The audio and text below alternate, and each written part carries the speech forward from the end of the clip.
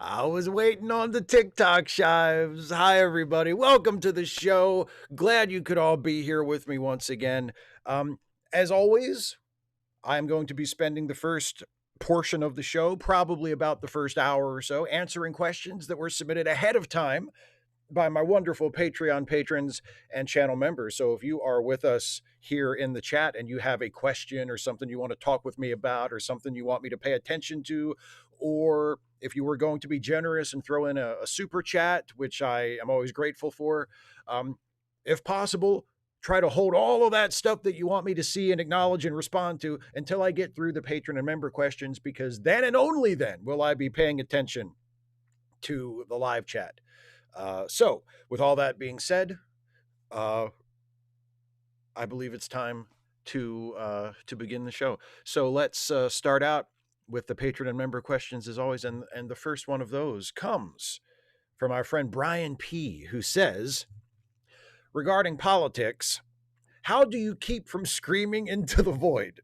Best method to deal with the rage of recent events and what's happening over the past decade. It feels insurmountable.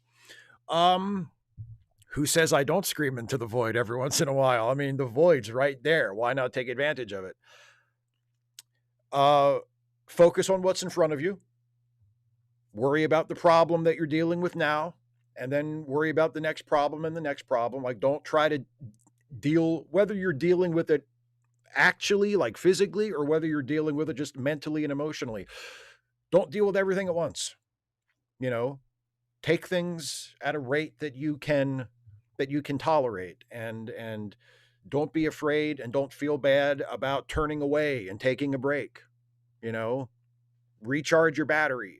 Don't feel like being a responsible person and a good citizen means that you have to allow yourself to be inundated by everything all the time. Unplug every once in a while, step back. You know, that's okay. That's good, in fact. And also, I mean, it sounds strange, I know, coming from an atheist, but I've said this before recently. I think Dana asked a question like this not too long ago. But the serenity prayer. God grant me the serenity to accept the things I cannot change, the courage to change the things I can, and the wisdom to know the difference. As an atheist, I would interpret the God in that prayer to be metaphorical. You know, I don't believe there's an actual God anywhere having any effect on anything, but just the idea of be aware of the things that are happening,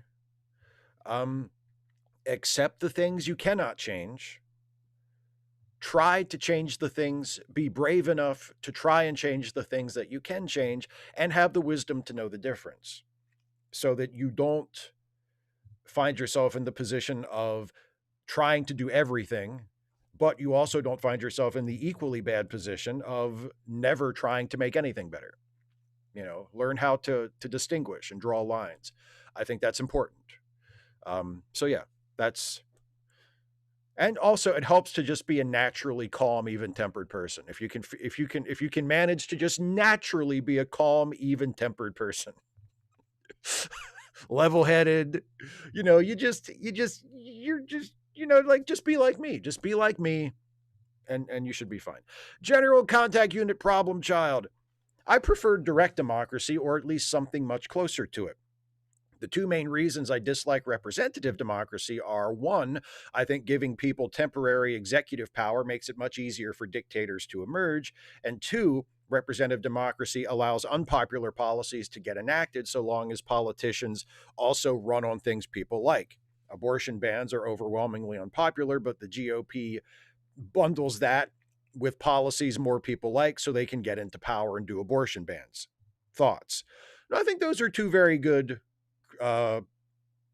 critiques, I guess, or two good points where I think you could argue that direct democracy might be superior to representative democracy. I don't know. I mean, I don't think for me those two reasons are good enough for me to say I would prefer direct democracy to representative democracy.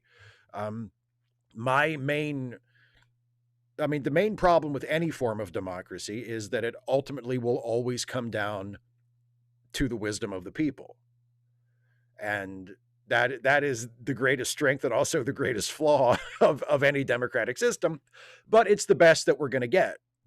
Like we just sort of have to live with that flaw and have to manage it the best we can and have to guard against it the best we can. And whether the people are voting to elect representatives to run the government, or whether the people are voting directly on all policies and government directives, and they're like, either way, it comes down ultimately to if you have a wise and tolerant and thoughtful and educated voting populace, then things will probably go good more than they go bad. And if you have an ignorant, fearful, easily manipulated, prejudiced voting populace, then things will probably go bad. And I don't think direct democracy solves that problem.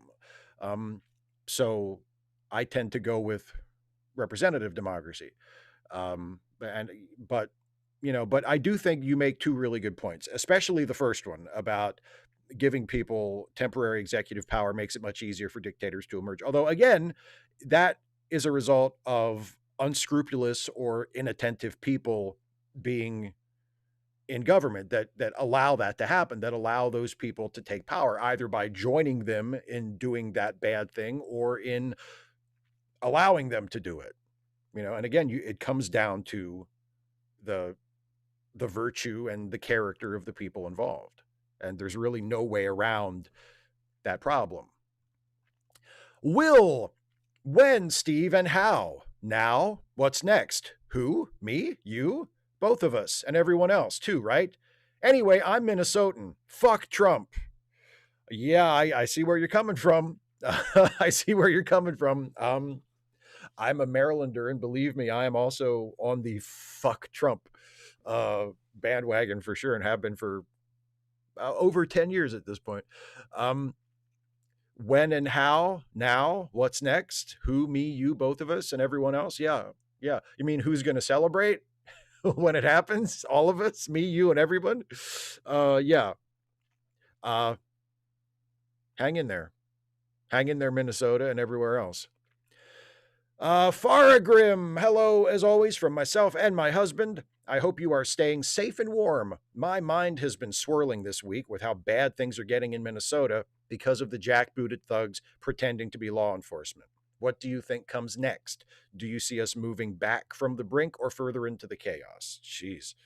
I mean, again, it's hard to distinguish what I think is going to happen from my it's okay, I'll put it this way. It's hard to know whether to choose pessimism or optimism. And it's hard to know which one is the wiser choice. Because my pessimism, which has been validated over and over and over again, tells me, oh, shit's it's going to still get worse for a while.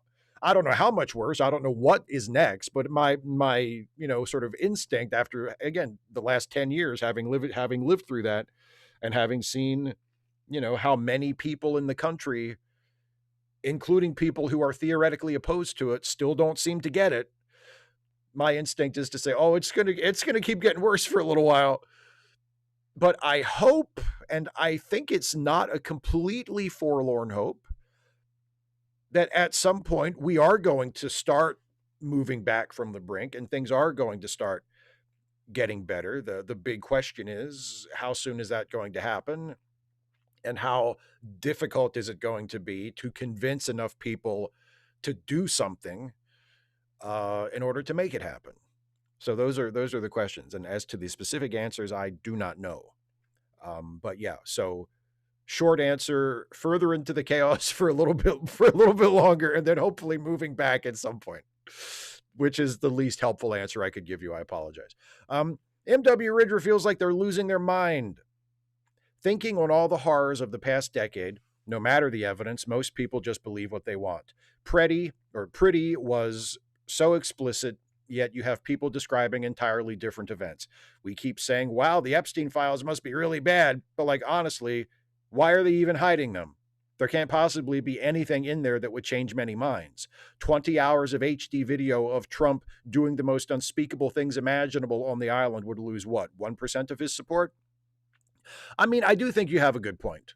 I think if they are, if a lot of this is about distracting from the Epstein files, which I'm not convinced that that's the main motivation behind any of this, but if it is like trying to distract people from the Epstein files because it's incredibly damning to Trump, which you would expect that it would be. Yeah, what's the point? Because you're right, Trump's diehard supporters, the people who are still with Trump at this point aren't going anywhere. It doesn't matter what's in the Epstein files. And as you point out with the, you know, the Minneapolis thing, I mean, yeah, you can show them video of ICE agents just flat out executing somebody and they will tell you that it's something else. Like there's no convincing some people. There's no it doesn't matter. It doesn't matter. So yeah, why not release the Epstein file? Why not just release it? Just release it all. Who gives a fuck? It's not going to make any difference. The people who are still on Trump's side are going to still be there after the Epstein files comes out. Because even if it does have really, really absolutely awful shit in there about Trump, they're just going to say, that's not real. That's just a deep state hoax or whatever. Yeah. So, I mean, again, and that's a really, really bleak thing to say. But I think you're right. So, yeah, fuck it. Release the Epstein files. That maybe that should be the Democrats' angle on this from now on. Just release the Epstein files. Who cares? Just release it. It's not going to make any difference. What are you afraid of? It's not going to make any difference. You said it yourself, Trump. You could shoot somebody in the middle of Fifth Avenue and nobody would, and none of your people would abandon you. So just release it. What are you afraid of? It's not going to make any fucking difference. Maybe they should try that. See if that works. Four Thords, Mr. Shives, you've made self-deprecating hay out of enjoying your little Starship models, and you, in Askaway number 190, previously explained that even if you wanted to discuss your nerdier preferences about them, there's little meat on those bones for a video. I understand. That makes sense. However, Askaways aren't so bound, so I ask, which ship design do you like best, and why? Cheers. I think my favorite Star Trek ship design is the classic movies version of the Enterprise, the refit Enterprise that was introduced in Star Trek: The Motion Picture. There's something about the added level of detail on the model and the slightly shifted attributes of it. Like the angles are a little different than in the show, but it's the same basic silhouette, but things are shifted a little bit. The saucer section is a little bit different. There's the detail on the model, the lines on the hull, the different shape of the warp nacelles, so they're kind of flat instead of round, and the struts that attach the nacelles to the body of the ship have a little bit of a flare to them. They have a little bit more of an angle to them. They're not just like stalks. They kind of fan out a little. I think it's just a nice looking spaceship. It's just really cool, and it looks beautiful. It looks good from almost any angle you could shoot it from. It's recognizably Star Trek, but it feels like an evolution of what they could do on the show. I love the movie version of the original Enterprise and the Enterprise A as well, which is the same thing. I also really like the Defiant on Deep Space Nine because it's so different from any other Star Trek ship that had been presented up until that point. All the other ships we had seen as either like hero ships or like significant ships that were, in shows or movies, like they were all either the same basic plan of the Enterprise, or they had clearly been put together by kind of rearranging the pieces of an Enterprise model, right? Like the Reliant in the TOS movies. It's like, okay, they took an Enterprise saucer and then they flipped it upside down and they put the nacelles on either side and whatever. The Defiant looked completely different It was small and flat, and it didn't have like struts to hold the nacelles away from the body, and it had like a nose on the front. It looked fast and sleek and mean in a way that other Star Trek ships had not looked, and yet it still fit within that the look of how Star Trek looked back then. It was plausible within that style. And I think that was really cool. And I just really like the Defiant. I just think just in ways that are difficult to articulate, I just think it's a really cool looking ship. So yeah, the movie version of the original Enterprise and the Defiant from Deep Space Nine are my favorites. Neil Klein. One quote I recall from JMS B5 is, humans as a species are great at creating community. With all the dark events you opine upon, what keeps you staying optimistic, especially when things look sometimes hopeless? Do you think it ties to your hope for a Star Trek future, a belief in humanity's potential? As always, thanks, Steve. What gives me hope is when I see, tens of thousands of people out on the street in the middle of an incredibly frigid winter to protest Trump's thugs murdering multiple someones, but in response to the killing of one particular person. The number of people in the country whose spirits are not broken by this, the number of people in the country who are horrified by what's going on and are determined not to give up and to fight on and to live on and to try and do something. And, at the very least, to hang on until things start to turn around so that they can then have a chance to start pushing things back in the right direction. It's not just humanity's potential, it's the determination and the spirit of so many of our fellow humans to fight on. That gives me hope. And yeah, I mean, I think Star Trek definitely speaks to that, and that is part of what I like about Star Trek. But also, I mean, the real life space program, that's a big touchstone for me. And it's been very depressing lately, to see like how it's the human space flight has not been the priority that I think it should be or should have been. And it's taken a back seat, and it's been commercialized and, turned into a tourism industry and privatized. And I know all of these developments in human spaceflight that have been incredibly depressing to me. But, just the idea of, we landed people on the moon, and we're going to do that again. And we've sent space probes to other planets that have taken photographs and video that they've sent back to us. We know what the surface of Mars looks like. We know what Pluto looks like from relatively up close. We know what all of these amazing objects in our solar system look like. We've made man-made space probes and sent them out on trajectories out of the solar system, and they will wander the distances between the stars for millions of years, perhaps. That speaks to humanity's potential, and not in a hopeful fictional way, but for real. Like, I've seen what we're capable of. I know what we're capable of as a species when we are able to see past our own bullshit and work together to do something beautiful. So that gives me hope as well, knowing that the potential to do that is in us, no matter how dark things may be at the moment. And here's another one from Neil, who is a double member and patron. Before Alex Pretty's murder at the hands of ICE, my CTO told everyone that a close friend joined ICE. Then he tried to say something about Renee Good's murder that showed his cognitive dissonance. I remember your video. This isn't about splitting a pizza toppings. We can't be friends. As the ambiguity melts away and we see what this administration is doing, do you have any thoughts for working stiffs with bosses open about their political views? By the way, I'm looking for a new job. Oh, good for you. Good for you, and good luck. Good luck with that. I hope that you're able to find something. I mean, yeah, my advice is, number one, take care of yourself.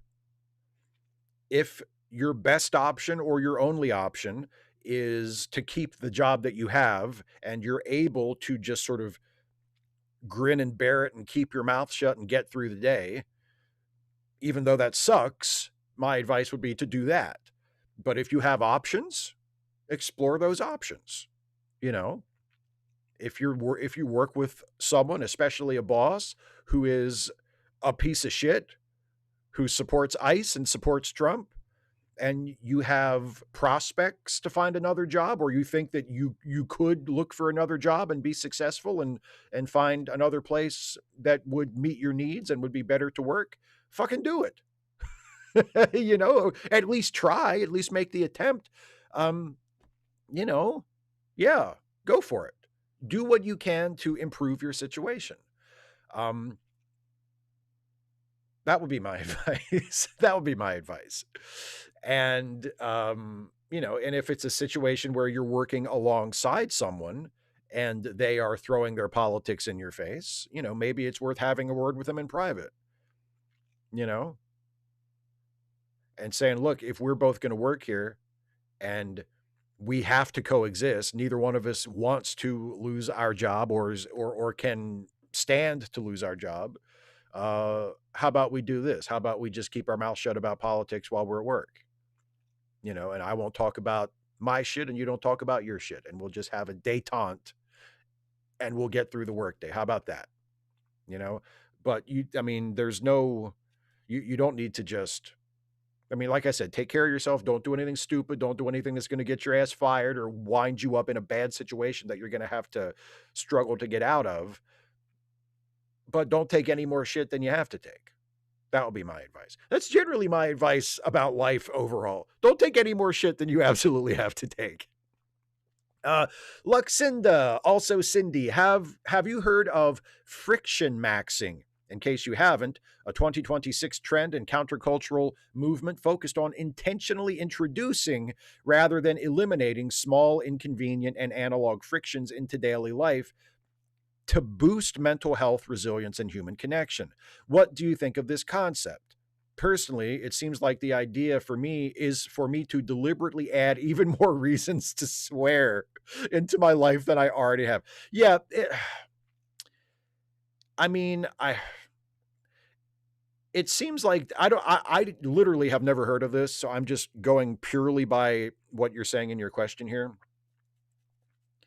It sounds like it's coming from a fairly privileged position. Like if your life is so good and so stress-free that the lack of stress and aggravation in your life is becoming a detriment to your mental health, and you feel like it would actually be better for your mental health if you artificially introduced aggravation into, like, it sounds like you've got a pretty fucking good life. I have a pretty fucking good life. And I have never, ever for a moment thought to myself, you know what might help? If I maximized my friction. You know what might help? If I made my life artificially more aggravating and more stressful. I think that might actually improve my mood. That sounds bonkers to me. I don't know why anybody would ever want to do that. So that's my thought on that. It seems kind of nutty to me. But again, maybe I'm missing something. I don't know. I'm going purely by your description of it. But to me, it sounds like, you know, something that rich people with too much time on their hands do. And here's one from Cindy. Since Groundhog Day is coming up, and there have been quite a few notable repeat the day time loop films and TV episodes, I was going to ask which you think is best. But then I remembered that you haven't watched Stargate SG-1 past the first episode, so I already know you haven't seen the best time loop episode of all, SG-1 Season 4, Episode 6, Window of Opportunity. So of the ones you have seen, which do you consider best and why? Well, obviously Groundhog Day goes right up there. I mean, really, most of the time loop episodes in Star Trek are really good. The time loop episode of season 1 of Discovery is maybe the best episode of that season. Of course, it's also one of the only actual, like, mostly standalone episodes of that season, so that works in its favor too. But that's a really strong episode of that show at that point. Cause and Effect, TNG is great. I can't remember the title, but there's a time loop episode of the X-Files as well that is really good. I can't remember. I don't think I can't remember if they go through the loop a bunch of different times or if they only go through it once, but I remember it being pretty good. And there was a time loop episode of Angel as well in season 5 of Angel that is really good.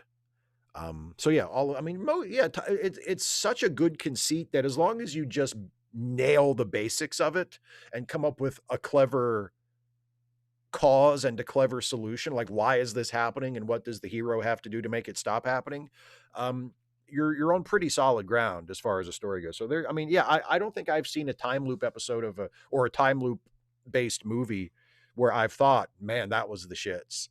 You know, it's a pretty solid premise, which is probably why it's been used so many times.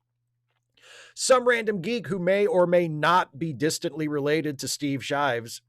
You know, when I was on Bob Seska's podcast earlier, he said that people have said to him that he and I look alike as well. So apparently I look like a lot of people. Anyway, LQ and Naz managed to get their phone bill paid for, and they were able to get enough funding to get groceries for a whole month because they can't do any food shopping in February for reasons. But Joey Fire Lame Deer has been passing the virtual hat because they were sent home from work after only working 30 minutes. They need help because they work less this month, thus lose their SNAP. PayPal at JFire315, Venmo at Josephine-Fire, Cash App, Joey Fires. Their info is in charitylinks.page, and everybody please make note of that info if you would like to help out our friend Joey Fire Lame Deer. And the next one from some random geek who says that capitalism is evil and wants all decent folks to be against capitalism. While LQ and Naz are good for now this month, there is always next month. Their expenses and their cost of living are always more than their monthly income. Same with Phoenix, who is disabled, can't work, and was denied SSI and SSDI. They need $4,000 now and $1,000 each month after that. Joanna has always needed about $2,500 a month to live and raise their trans NB son, but she only gets $1,000 each month from SSDI. They all need a sugar parent to survive under capitalism. Fuck capitalism. And again, charitylinks.page, which I will remind everybody about at the end of the show. If you can afford to help out some friends of ours in need, that would be great. None ya business. Where would you go if you were in the Federation for a vacation? And what era and who or what would you visit? And what would hold your attention?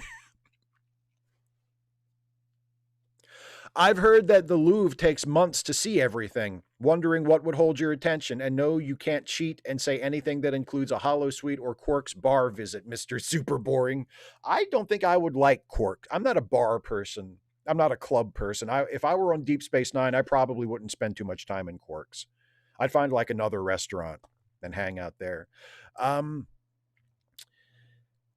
You know, I would know if it's like the future, if it's like the 23rd or 24th century, I'm going to the Air and Space Museum. I want to see what else is there that has been collected over the next 200 or 300 years that I haven't seen yet. That's where I'm going, buddy. I'm going straight to the Air and Space Museum, and I want to see all the shit that is there that isn't there now. That's where I'm going, the Air and Space Museum. And I hope it does take weeks to see or months to see everything. That would be great. JDC, hey Steve, how would you rank these sci-fi tropes in terms of how tough they make it for the writer to keep the story consistent and believable? Telepathy, teleportation, time travel, Gene's no conflict rule from TNG, asking for a betazoid. Okay, keep the story consistent and believable. Those are okay.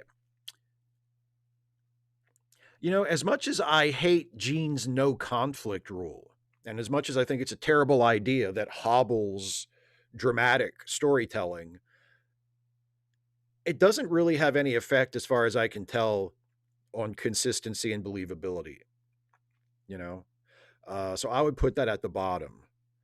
And the other, I mean, honestly, I mean, time travel. time travel has a lot of technical fiddlies in it that you would depending on what you're using the time travel for and what the plot is and how the plot relates to the time travel, there could be a lot of technical details that you need to keep straight so that it continues to make sense and so that like the audience knows what's going on and what the heroes are trying to accomplish or avoid or whatever. But with I mean telepathy and teleportation, like I think you're asking the wrong guy because I mean those two require the sorts of details that personally I don't really care about. You know, like in TNG, there are all of these there are all of these little critiques you could make about like, oh, why didn't Troy sense that was going to happen? You know, or with teleportation with the transporter. Oh, why didn't they use the transporter for that? And it's like it's the answer is usually either A, the writer didn't think of it, or B, the writer did think of it and decided to ignore it and was hoping the audience wouldn't think of it because it made getting from point A to point B in the story more difficult. So they just kind of said, yeah, let's don't worry about it. And I don't care about that kind of stuff. You know, like there are people who say, like because they introduced long distance transportation in the first J.J. Abrams Star Trek movie, that now it doesn't make any sense for them to have starships because everybody could just beam every place. Yeah, I don't care about that. Like that to me is not a universe breaking thing because I don't give a shit. It's Star Trek. They're going to be in spaceships. Like that's it. Oh, but they could beam every place. Shh, shut up. Nobody cares. And the same thing with telepathy. You know, well, why couldn't they read their minds? Blah, blah, blah. I don't know, dude. I don't know. I don't care. Like, so I don't care about those. I do think time travel would probably be the most difficult to keep track of, given the things that I know that I, as a writer or as an audience member, would notice and care about. Sal Adbol. Hi, Steve. Hope you and yours are doing as well as you can be with the fetid shitmaster general running the USA headfirst into its destruction. So, you have a good singing voice, as highlighted by how often you break into song. My question is, when are you going to release a full cover of a song, you coward? My understanding is all YouTubers inevitably make a musical video when they get to a certain number of subscribers, so quit pissing around and get on with it already. Jeez. Uh, I have no.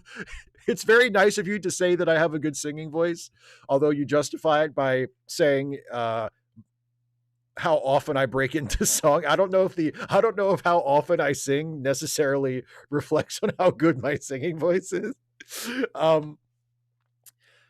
I don't have any plans to sing as anything other than a joke ever.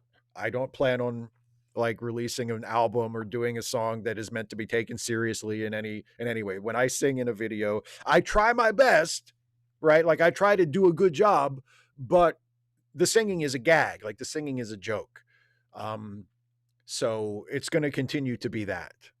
But I appreciate you saying that you think I have a good voice. I'm not sure even I agree, but it's good enough and it's fun enough to do that I'm going to continue to do it when I think it's appropriate, but again, as a gag. Donkey Hody. Hi, Steve. Hope you're keeping warm during this cold snap. I mentioned it was very cold here on Facebook, and one of my friends who lives in Las Vegas suggested I move out there. I said I'd keep it in mind for when I retire. Have you ever given thought to moving to a warmer climate? Not really. I mean, here in Maryland, it does get cold occasionally in winter. Like this winter has been really, really cold, like single digits for many days in a row. Like we're in the middle of a cold snap right now, as is most of the rest of the country. It's been really fucking cold. But the winters have never been bad enough for me to think, oh, I should move somewhere else. And like I've never seriously considered moving somewhere else permanently. The times when I have mused about it, it has always been related to moving somewhere to be closer to certain people. It's been, you know, if I lived over, you know, if I moved to the West Coast and me and Jason could hang out, you know, that kind of thing. Never, oh God, I got to get out of here. The weather's terrible. Like I just I'm not a big fan of the cold. I don't like the cold. I don't like the snow and the ice, but I don't not like it enough for it to motivate me to move someplace warmer. Plus, a lot of the warmer places in the U.S. kind of suck in other ways. Like the weather in Florida in terms of temperature is a lot nicer, but I wouldn't live in Florida if they paid me to. I would never live in Florida ever. Um, you know, so yeah, I think I'm staying put. I don't have any, and I'm certainly not going to be moving for the weather.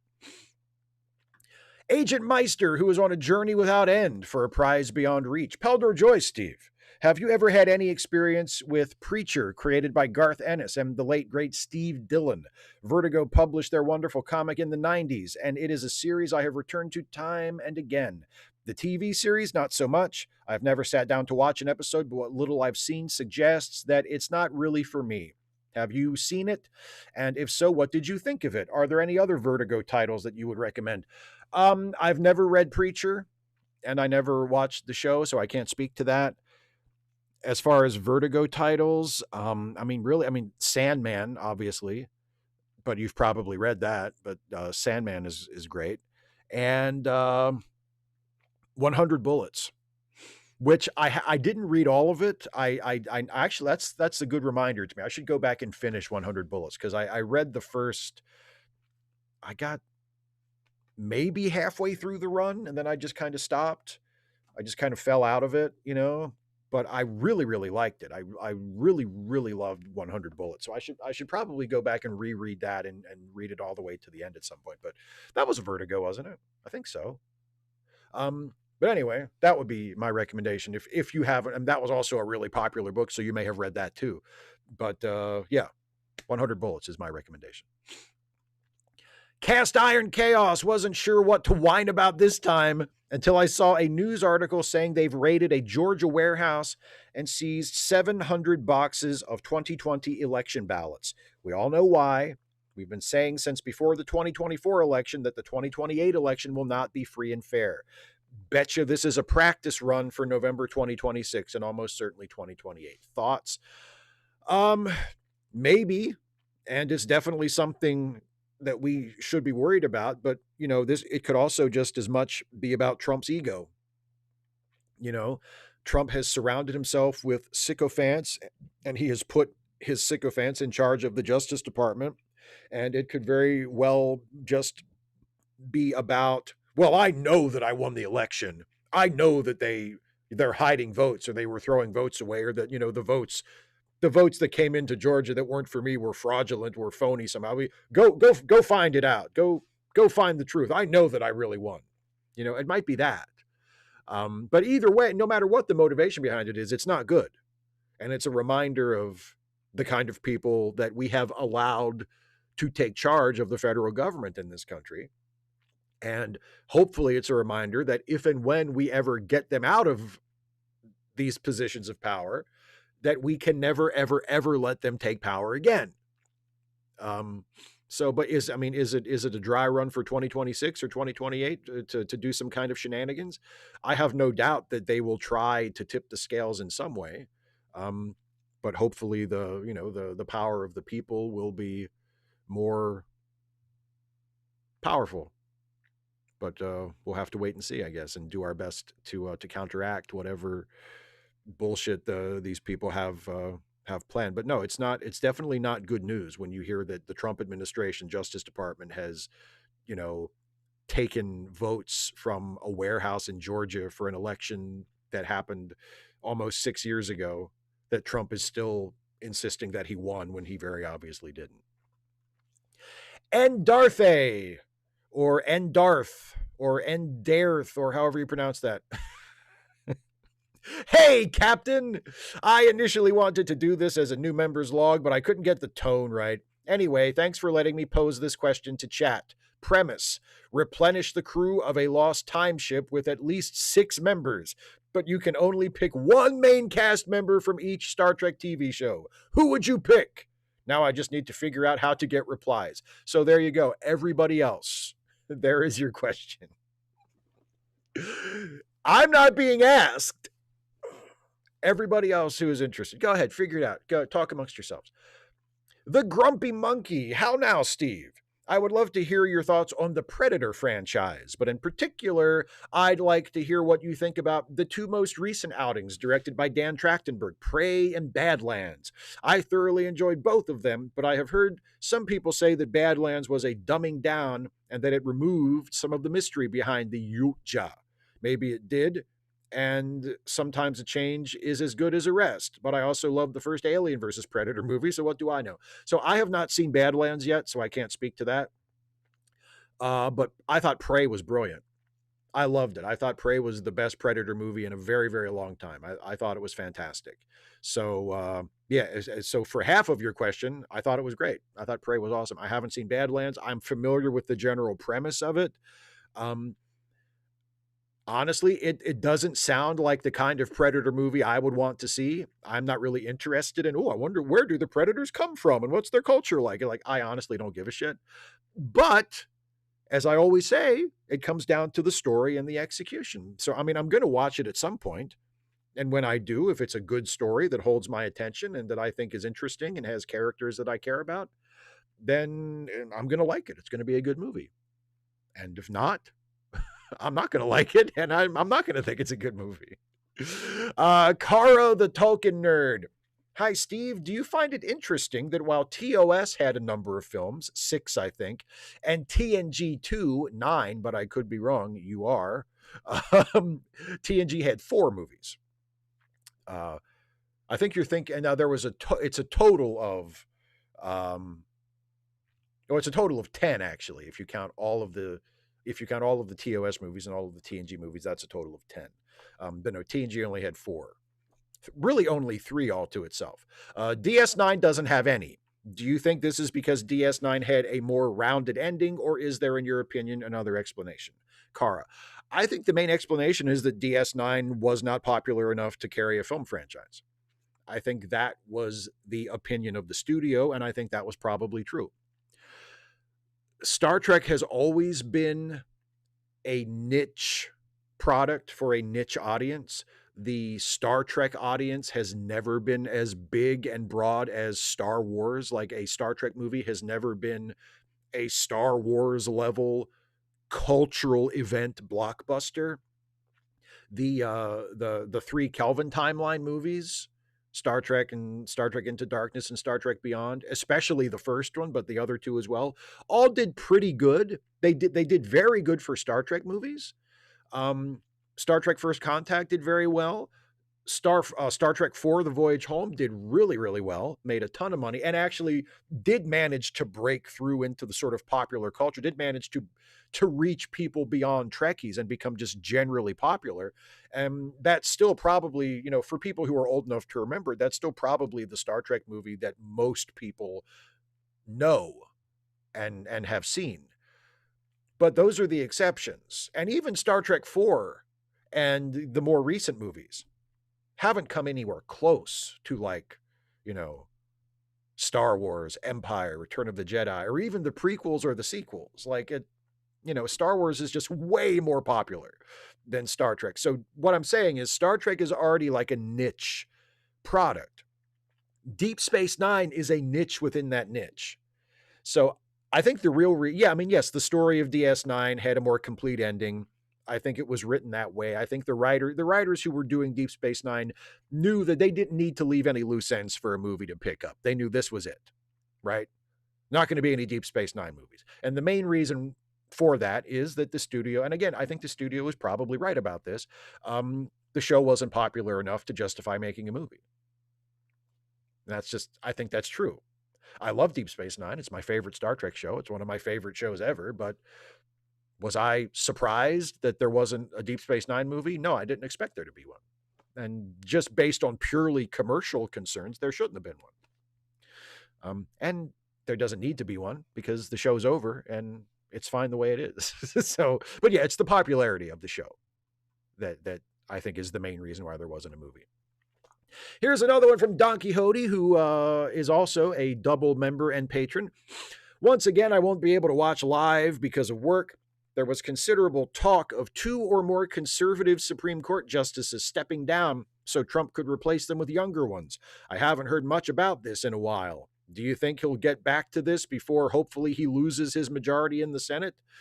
Well, I mean, let's not jinx it. I don't know. Well, I mean, it'll be, I guess it'll be yet another test of the Supreme Court.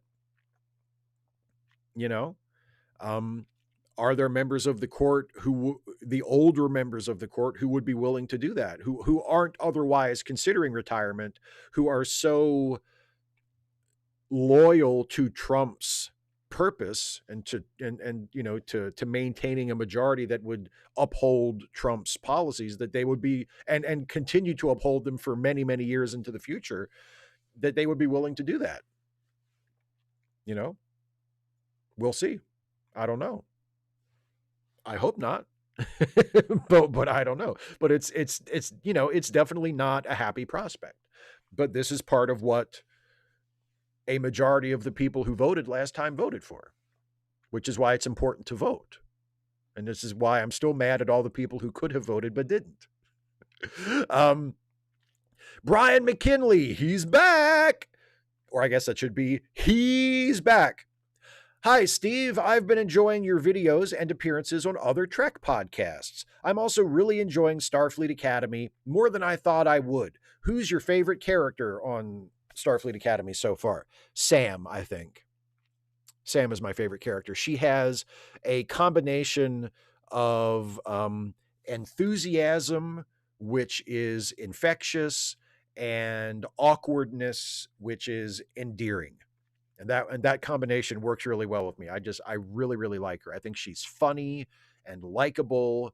And yeah, I mean, I like all the kids, to be honest. I like all the characters, period. There's not a character on the show that I think, oh God, I wish this character wasn't on the show. I think all the characters are great.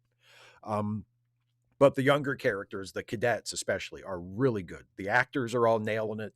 I think they're all coming along as characters really well in terms of the writing and the character development. And we're only 4 episodes in at this point, but I think they're coming along really well. But yeah, Sam is my favorite. I just love her. She's great.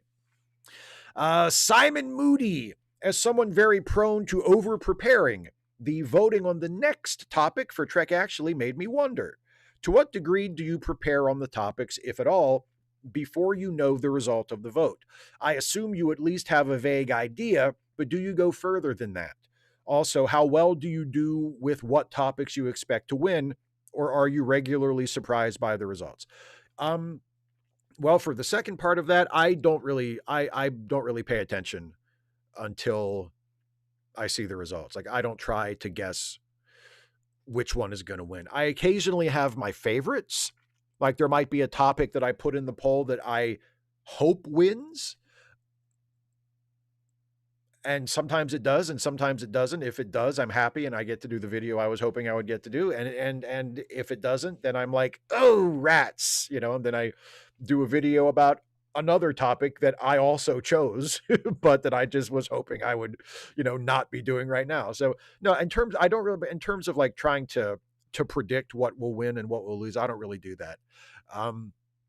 As for the preparation, your assumption is more or less correct. With all of the topics, I have a general idea of what, because like the topics are the topic of every Trek Actually video is a thesis. It's a question, or it's a question I'm trying to answer, or it's a statement I'm either trying to defend or refute. So each video topic just inherently has the concept already built in, and I know what that is, and I know what direction I'm going to go when I make that video. But in terms of like research and like a breakdown of what the script is going to be like, I don't do any of that until I know what the next topic is. And generally speaking, I don't really start doing it until the week before I shoot the video. Because again, I know pretty much where I'm going. Like, I know what I'm going to do for each topic. So even after it wins, I usually just let it sit until it's time to actually start writing it. But yeah, and there are exceptions. There are certain videos where if I have a lot of specifics in my head, or I have a very, very clear idea of what I want it to be, and there are details that I can write down, and I want to make sure I don't lose any of it, because maybe it wins this month and maybe it doesn't. And maybe if it doesn't, it's going to be a while before I make this video. Then every once in a while, I will open a doc and just write down some notes for a specific idea, just to preserve it for when I do actually make that video, if it's going to be a while.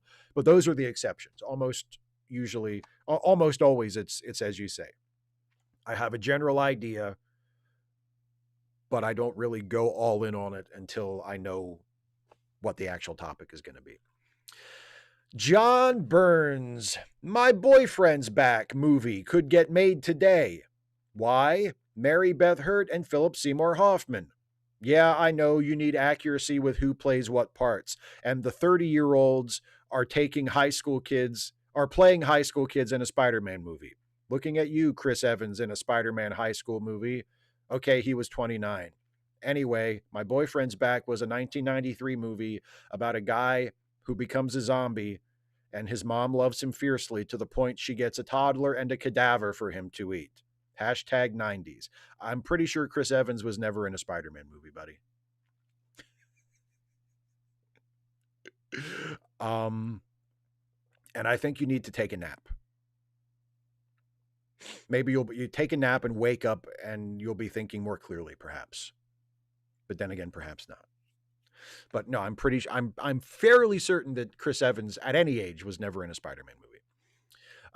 Joe McClory, I got COVID again, and with it, time to think as I struggled to sleep because my chest was filled with snot. And like the last time I got it at the end of 2020, my heart is filled with anger and sadness. I remember how I felt last time, how I created a YouTube account and a blog page to be a louder voice, but I didn't publish anything, and I left so many writing projects undone. I feel there is a step I struggle to take, a line I can't push myself past to turn anger into useful passion. Thoughts? I mean, I don't think I can answer this for you. You know what you're thinking, you know what's in your heart and what's in your mind. What has stopped you before?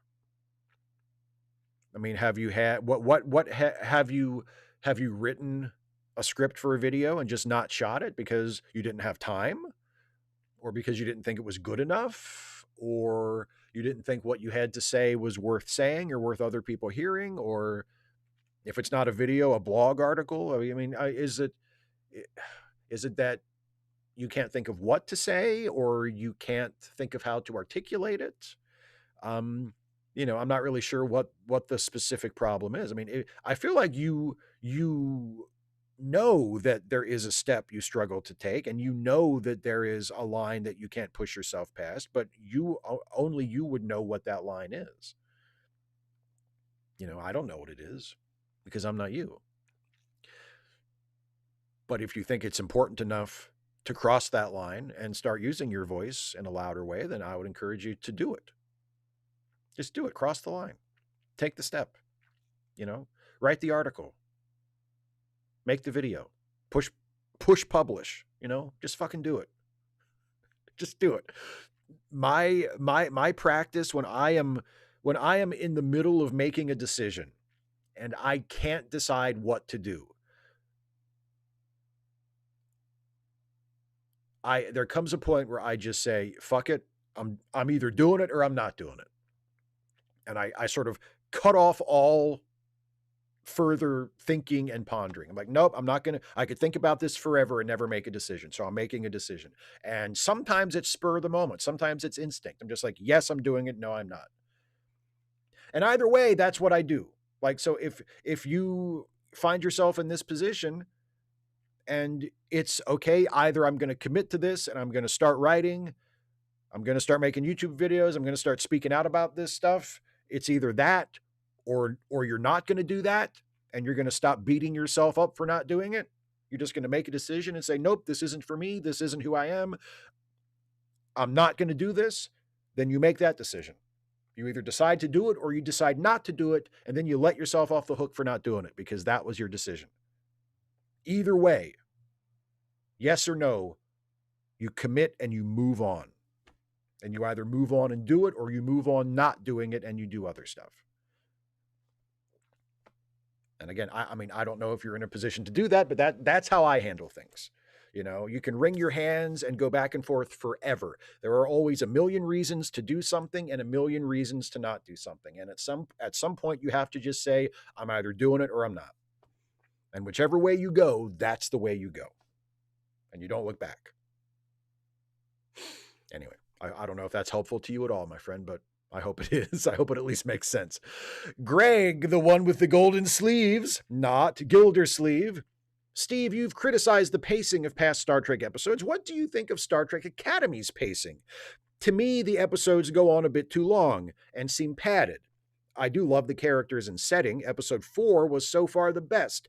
Jaden's personal story connected to the larger issue of Klingons wanting to control their own destiny, the type of story Star Trek does best, but I find myself growing restless and taking breaks during episodes. Thoughts? I generally agree with you. I haven't taken a break during an episode, but I do think the episodes have been a little long. I would not say they seem padded, but to me, there's a difference between an episode being too long and an episode being padded. I don't think they felt padded, but I do feel like they have stuff in them that could have been cut out, that we didn't necessarily need, that we could have gotten from point A to point B a little quicker without it, that it could have been tightened up. I do think with this show and also with season 3 of the Orville, which was the first season that they produced for Hulu instead of Fox, so they didn't have as tight a runtime restriction, and it felt like they got really shaggy with the runtimes. Like, there were episodes of the Orville's 3rd season, there were episodes that were very good, but that I thought, if they cut 15 or 20 minutes out of this would be great. And it's too loose. It's too shaggy. There's too much in there. And with some of the Academy episodes, I agree.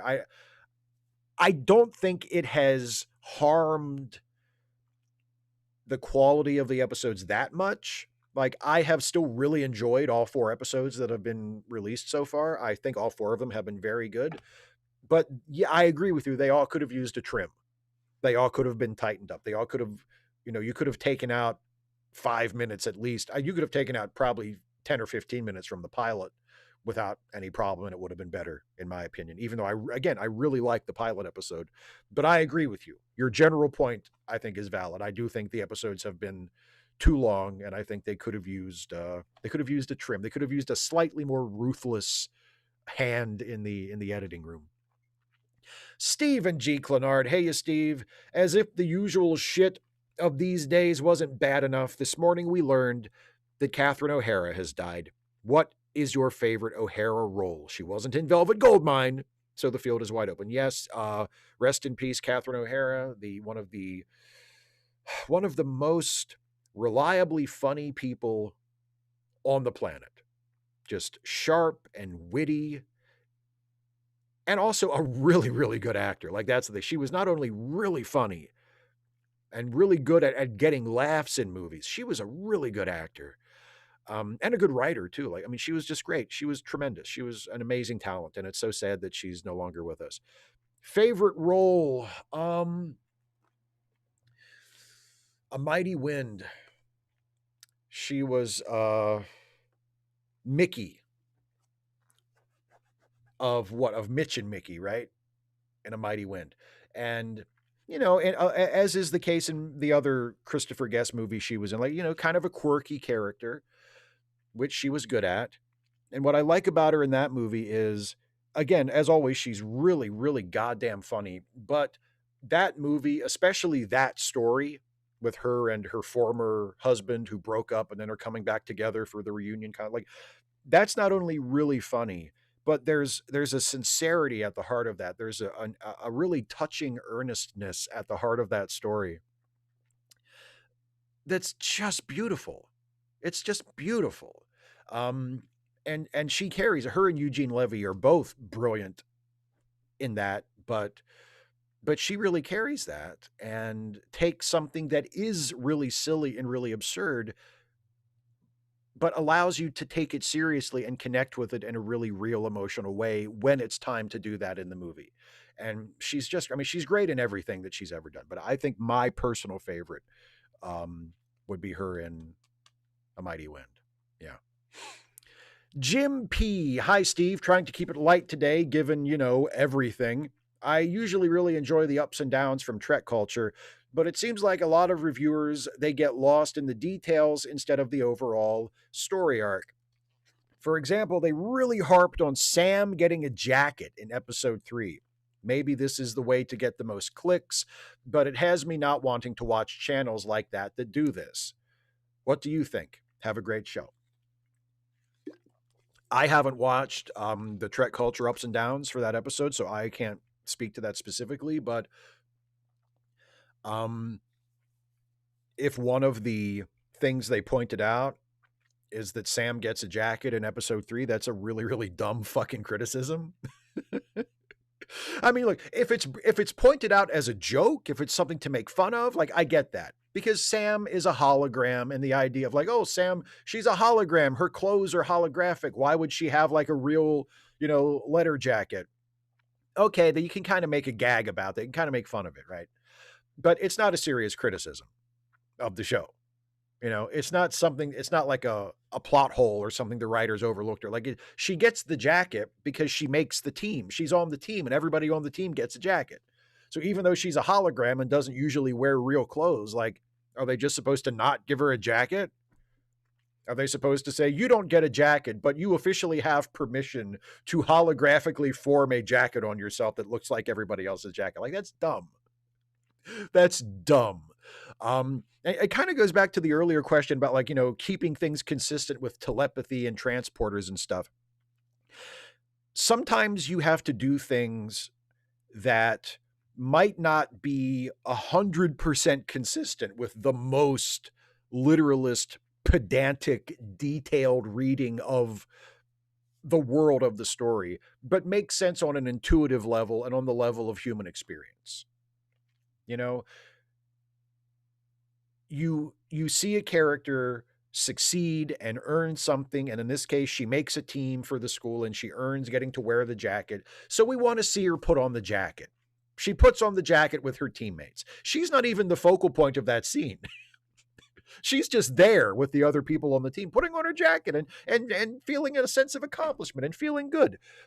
That's more important than, well, she probably wouldn't have an actual jacket. Maybe we should have her, like, just form a jacket over her body. Like, that's dumb. That's there. Nobody can relate to that. People can relate to people know what it feels like to put on a jacket. If you've been an athlete, you know what it feels like to put on your team jacket, to put on your school jacket. Or if you've been to school, you've seen people wear those jackets. You see people on the school team wear, like, that's a tangible experience. That when you see a character do that on a show, you know what that feels like. You connect to that. Reminding us that she's a hologram in that moment and seeing her, just make an artificial jacket around her body, that's not a human experience. That's not something people connect to. You need to show the characters doing things that will connect them to the other human beings in the audience.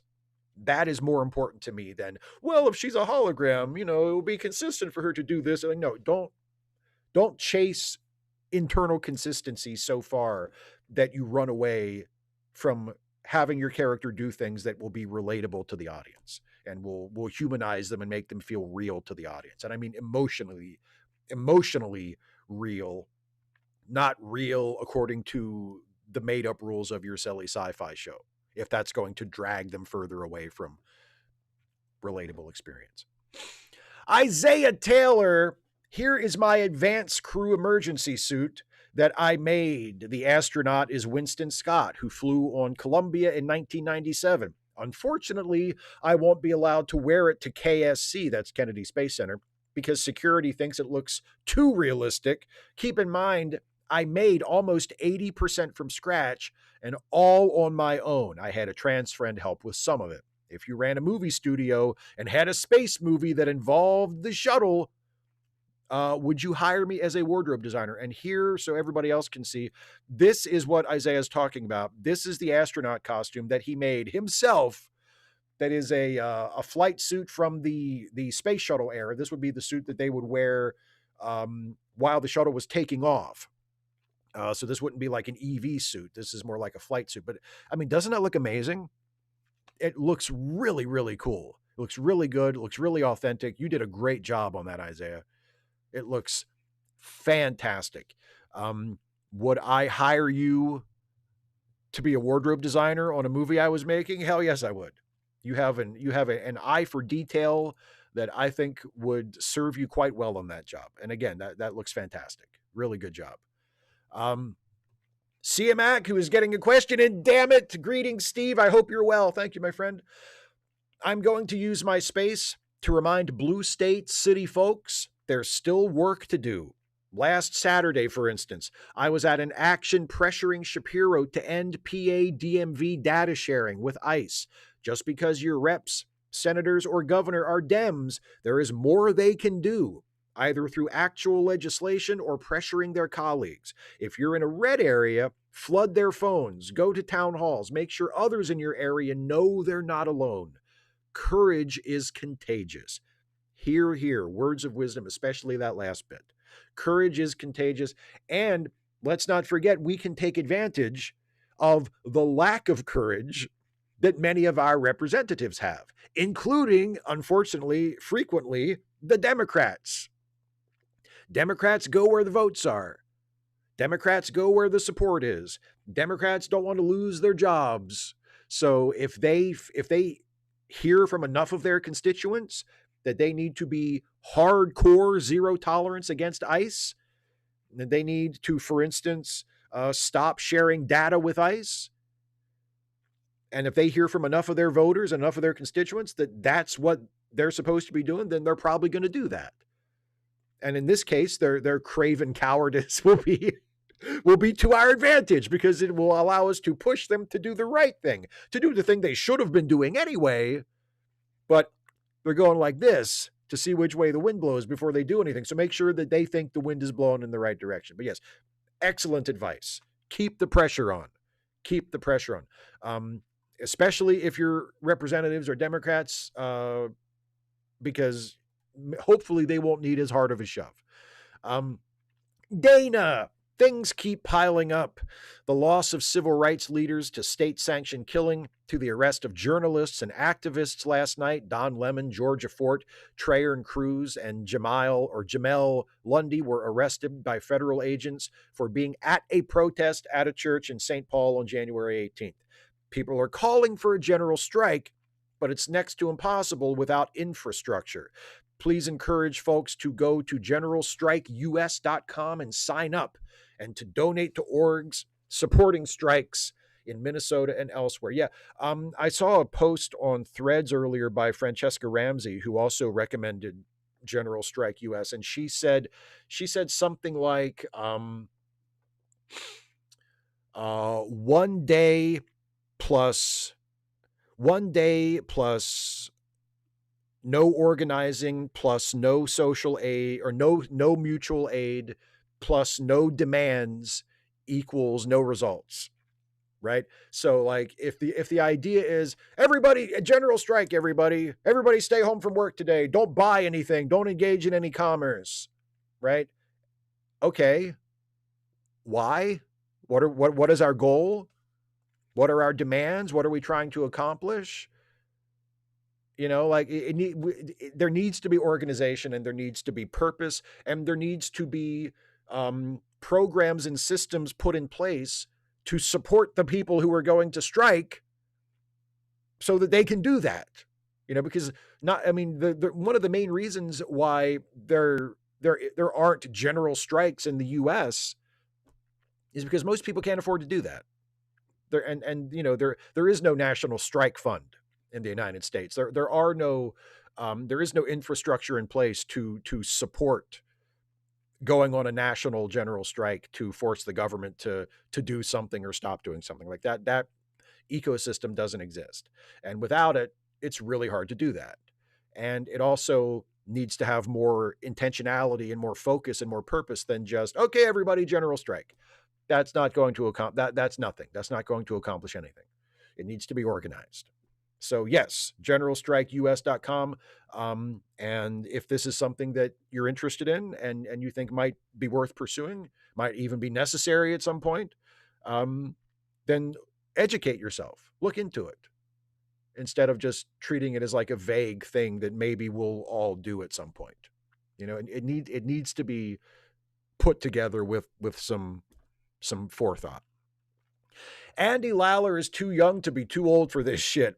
Hey, Steve, I just saw a headline stating Gestapo leadership fears up to 80% of their agents will resign if Congress mandates them unmasking and wearing ID. My question is, what's your favorite dinosaur? I'm a basic bitch. Mine's T-Rex. Thanks, and have a great weekend, everybody. Oh, yeah, T-Rex. T-Rex is my favorite dinosaur. You know, I won a coloring contest in kindergarten for a drawing of T-Rex that I did. And I deserved to as well because it was fucking great. It's probably the last really good drawing of something I ever made. But it was awesome. It was great, and I won, and I should have won.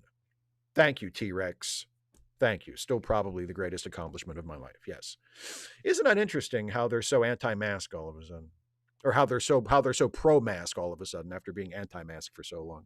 Weird. Anyway, here's one from Russell. Hey, Steve, I meant to post and ask this 2 weeks ago, but I waited too long to submit my question, and then I couldn't make the stream. Anyways, about 2 weeks ago, John F. O'Donohue passed away.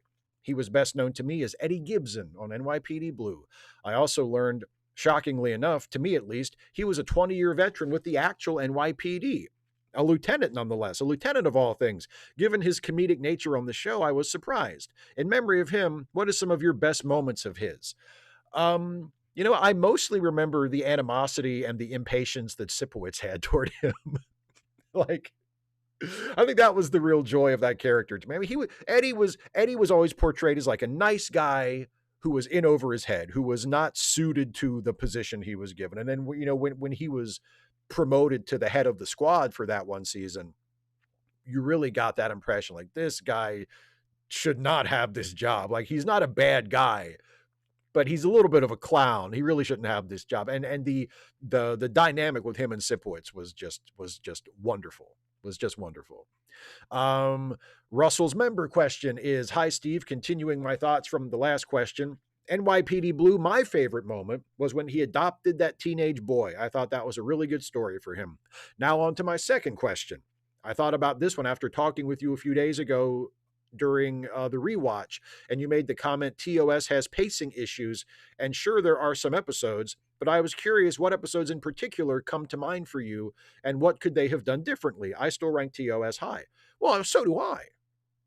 I rank TOS very. I love classic Trek, but there are a lot of episodes that it feels like they're dragging things out on purpose. You know, there's a lot of going back and forth. There's a lot of scenes that we don't necessarily need. What's a good example? Well, maybe Space Seed, which again, great episode.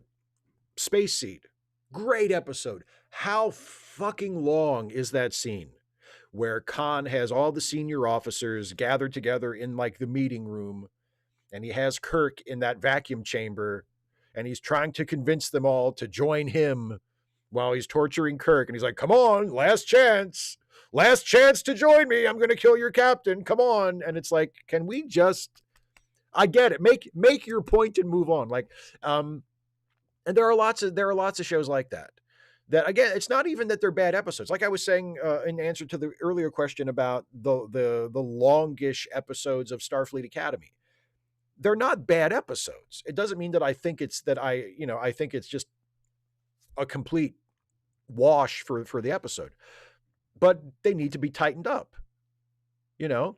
And what could be done differently for the padded TOS episodes? Instead of padding it out, like, just find other meaningful stuff to happen in that show. You know, instead of having the plot structured so that the characters have to go from here to there and then have them come back here and then go back there, which is a trick that a lot of classic Trek episodes use, if you'll notice. Like there's a lot of going back and forth between locations that if you really think about it, did they really need, like narratively, did they really need to go from the bridge to engineering and then back to the bridge and then back to engine? Like, and they did that to kill time, or like, did we really need to see them have this entire argument? Did we need to sit here and watch them talk the entire time? That kind of stuff. You take that out, and instead of treading water, you find other stuff that could happen that would either be interesting character stuff or that might move the plot forward, but in a different way, that wouldn't feel like you're just killing time to fill out the hour, you know? But yeah, I mean, but it doesn't mean that I don't rank TOS very high. I do. It's just that's a particular flaw that is present in a lot of classic Star Trek episodes. The romantic reader. So, fun question with everything going on in the world. Do you like romance movies or books at all, like rom-coms or period romance shows? If so, what are your favorites? You've Got Mail is a favorite of mine, and I am currently enjoying Bridgerton too. Do you think romantic storylines are overdone in Star Trek, especially if they're love of the week, like Meridian? Um, no, again, it all comes down to execution. I think there have been romantically themed episodes of Star Trek that I think are really good. I mean, there's romance in City on the Edge of Forever. Granted, it's ultimately tragic, but Kirk's love for Edith is a really big part of that episode. And I think that works very well. And that's a romance of the week. That's maybe the ultimate romance of the week. Like she don't even get out of that one alive. I think if it's done well, then I'll buy it. If it's not done well, then I won't. Generally speaking, I'm not a fan of romantic comedies. That's sort of one of the things we joke about a lot, me and Jason, on our movie podcast, Late Seating. Neither one of us are really big romantic comedy fans, but there are exceptions. One of my favorite movies ever is Roman Holiday, starring Audrey Hepburn and Gregory Peck. Incredibly romantic movie, and funny and warm and just beautiful. It's a wonderful movie, and it's very romantic. I'm not a big fan of most modern rom-coms. I don't really like You've Got Mail. I don't really like Sleepless in Seattle. I don't really like When Harry Met Sally. I just don't think they're very good. I find them cloying and phony. Same thing with Pretty Woman. Like I see the strings being pulled. They're manipulative in a way that makes me very aware that I'm being manipulated. Doesn't mean that they don't have talented people involved in front of and behind the camera, but the tropes of that genre are obvious and inelegant in such a way that I just don't find it enjoyable. But again, there are exceptions, and when it's done right, it can be good. It can be good. And yeah, so I don't have any like categorical objection to romantic stories or even romantic stories in Star Trek. They just have to be done well. Last question from Air One Fire, who hasn't broken any laws, except perhaps the laws of nature. Hi, Steve. Based on what you know about Harry Potter, do you think it's a pro-trans story? I'm glad that after that fucking asshole dies, which I will celebrate, this story will remain forever. 1. A boy whose identity was suppressed for 10 years immediately thrives when put in an environment that recognizes him for who he is. 2. The bad guys say shit like, you're either born this or that, and you can't pretend to be anything in between. Also in the books, they celebrate Voldemort's death. Best wishes. Well, yeah, of course it is. I mean, obviously, given the atrocious attitude toward trans people exhibited by the author, it's not intentional. But I think you can very easily read Harry Potter as a pro-trans story. I mean, that's not what it's meant to be. That's not primarily what it is. But if I were a trans person and I read that story or watched those movies, would I feel validated and seen by it? Yeah, probably. Sure. It can be, and same thing if a person is gay. There are all kinds of allegorical things you can map onto Harry's story, and it fits really well. I mean, even the idea of like, the concept of mudbloods And like, oh, if you're a wizard, but you weren't born if you weren't born in like a wizarding family, then you're not allowed to be a wizard. You're doing it wrong. You're not a real wizard. You're a mudblood. You're not a real wizard like us. Don't say you're like us. Like the whole idea, like, oh, there's a certain kind of this thing, and some of those people, they feel that they are the arbiters of who is and isn't one. I mean, there's all kinds of stuff that maps very clearly and very easily onto the trans experience. So yeah, of course it is. Of course it is. And good. Like it should. It certainly shouldn't be anti-trans people. Although I again, given how her attitude has been revealed, I'm sure the author wishes that she had made it more explicitly anti-trans. But then if she had, it probably wouldn't be as popular, because most people don't want to read hate speech disguised as literature, as witnessed by the non-existent writing career of, say, Ben Shapiro. Anyway, that's it for the patron and member questions. I'm going to reboot my my chat viewer. And while I do that, I also want to say that in just a moment, after this little bit of business is done, I'm going to show you a brand new Stuffy and Friends short. As always, this short will go up as a standalone YouTube short on this channel tomorrow. But because you all have the good taste to be watching this live stream right now, you get to see it before anybody else, and in full 16:9 aspect ratio, full frame. So no plasma burn death. It wasn't your fault. The chat always glitches. Anyway, please do enjoy now this brand new Stuffy and Friends short, and then we'll come back on the other side and I'll hang out with the chat for the rest of the show. So here we go. Enjoy Stuffy.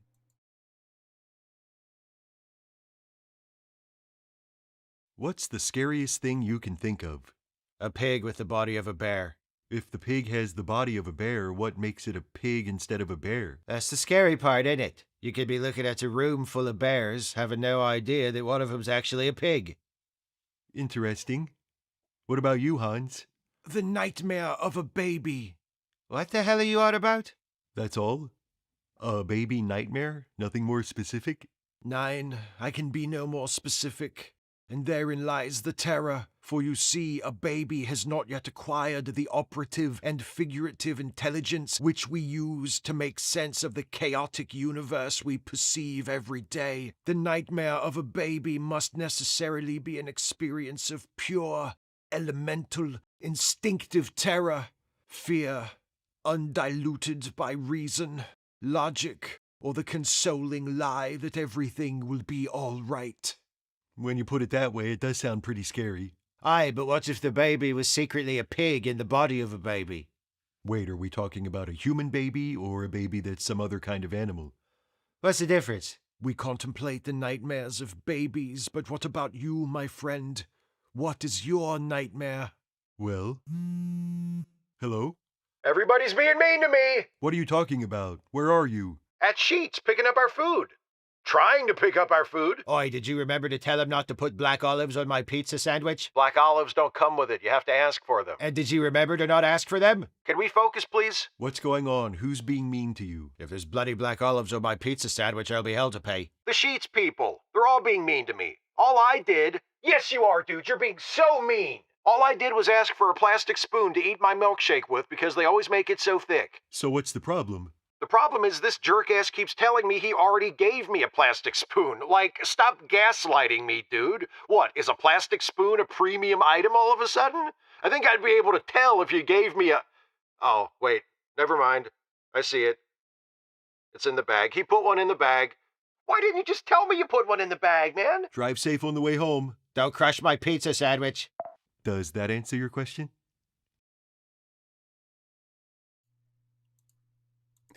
Ta-da! Oh, I'm a pill. I'm a lot. I'm just a lot. Anyway, Let's see what's going on in the chat. Seeker99 says, ever heard of Cinderella Gray? I don't think so.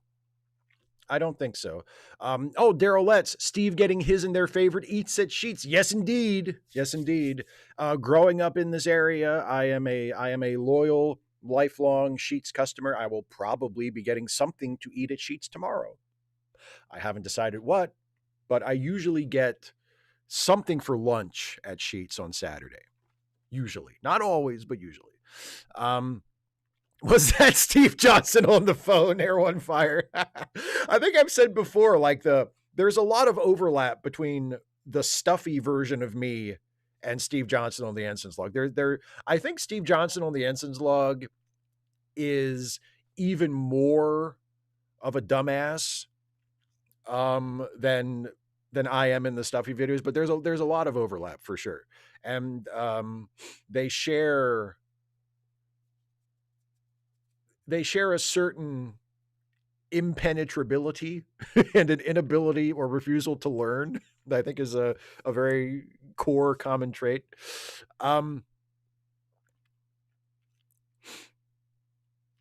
255 AD says, a guy in the chippy kept me and other people waiting in the rain longer because he didn't bother to move when the line in front of him did. What circle of hell does he belong in? The deepest one. The deepest one. You need to pay attention. Like when it's time to move up, you need to move up. You can't be doing that. No, you belong in hell. You belong in hell. Dana says, have you ever gotten something to eat from Pilot? Not since I worked there. When I worked there, I got stuff to eat at Pilot all the time because I worked there. And if I was, if I was taking a break and I wanted a snack, then I would get something to eat there. Although I usually went somewhere else for lunch. When I worked at Pilot, I made a point almost every day on my lunch break, I would go somewhere else and get something to eat. Like I made it a point to leave for lunch and come back. But yeah, if I needed like a snack or something, yeah, I've gotten food at Pilot, but not since I worked there. And Rust Belt says, do you have Royal Farms there? Yes, we do. In fact, a Royal Farms opened up in Hagerstown right across from the Pilot where I used to work. I haven't been there, but I know it's there. I drive past it on my way to the landfill. Yeah. So, but I've never actually, maybe I should go there sometime and try the chicken since it comes so highly recommended. Plasma Burn Death says, any plans to use the newly public IPs for Stuffy and Friends and other skits by chance? I haven't really thought about it. I mean, I'm sure that I will take advantage of, maybe some recently public domain films for an upcoming Turkey Day video. I haven't really chosen what next year's Turkey Day video, or I guess this year's Turkey Day riff will be. But when the time comes to make that choice, I will definitely look at films that have recently entered the public domain and see if any of them might work for it. Yeah.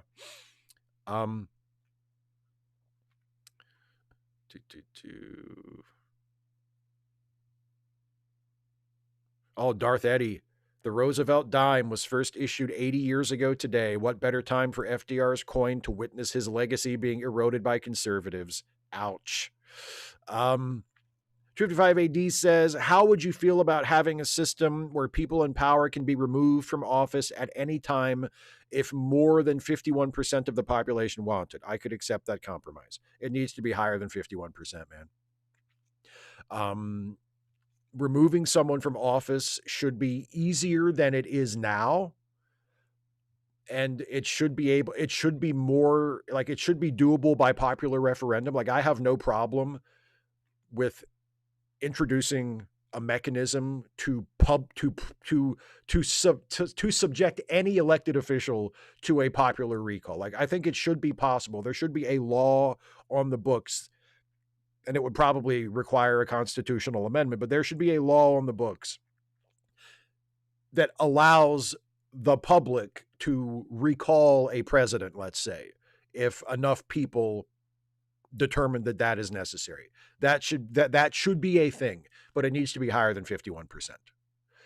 It should be regarded as a drastic last resort, but it should be there. It should be an option. It should be possible, but it needs to be higher than 51%.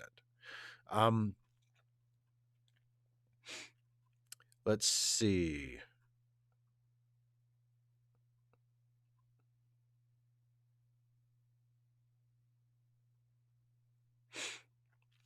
Blade Winter says, sorry for being stupid, but I didn't get what Stuffy was afraid of. Is it being unhelpful to people who ask things of him?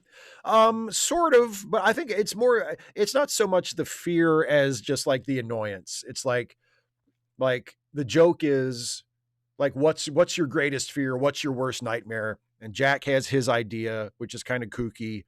And Hans has his idea, which is, in typical Hans fashion, like really kind of dark and philosophical. And then Stuffy's is he has to talk to Steve on the phone. Like that's the basic gist of it. Because Steve is really annoying and is a lot and is very needy. Like so that's kind of that. It's more about the rhythm than the specifics. Like what's your greatest fear? It's this. What's your greatest fear? It's this. What's your greatest fear? It's phone rings. It's Steve. It's that's kind of the gag. Oh, good night, Dana. Thanks for sticking around.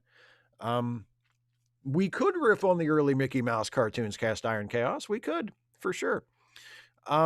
Steve Schmaling says, saw the Masters of the Universe trailer. Haven't been this stoked for a movie in a while. I hope the end credit sequence is a PSA. Let me tell you something. If they do that, if they actually end the movie on He-Man looking at the camera and doing a PSA, even if I didn't like the movie up to that point, I would have to give it to them. I'd have to be like, God damn it. All right. Like, all right. Yeah, I'm still in my cautiously optimistic sort of holding pattern.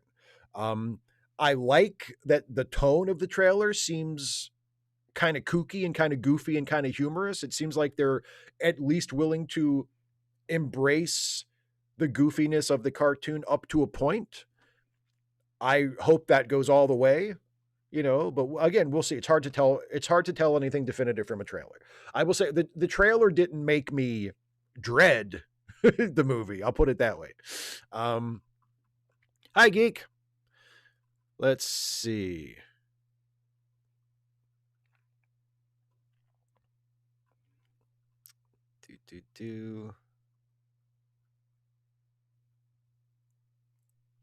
Yeah, Darth Eddie, exactly. 51% is never enough, especially for something like that.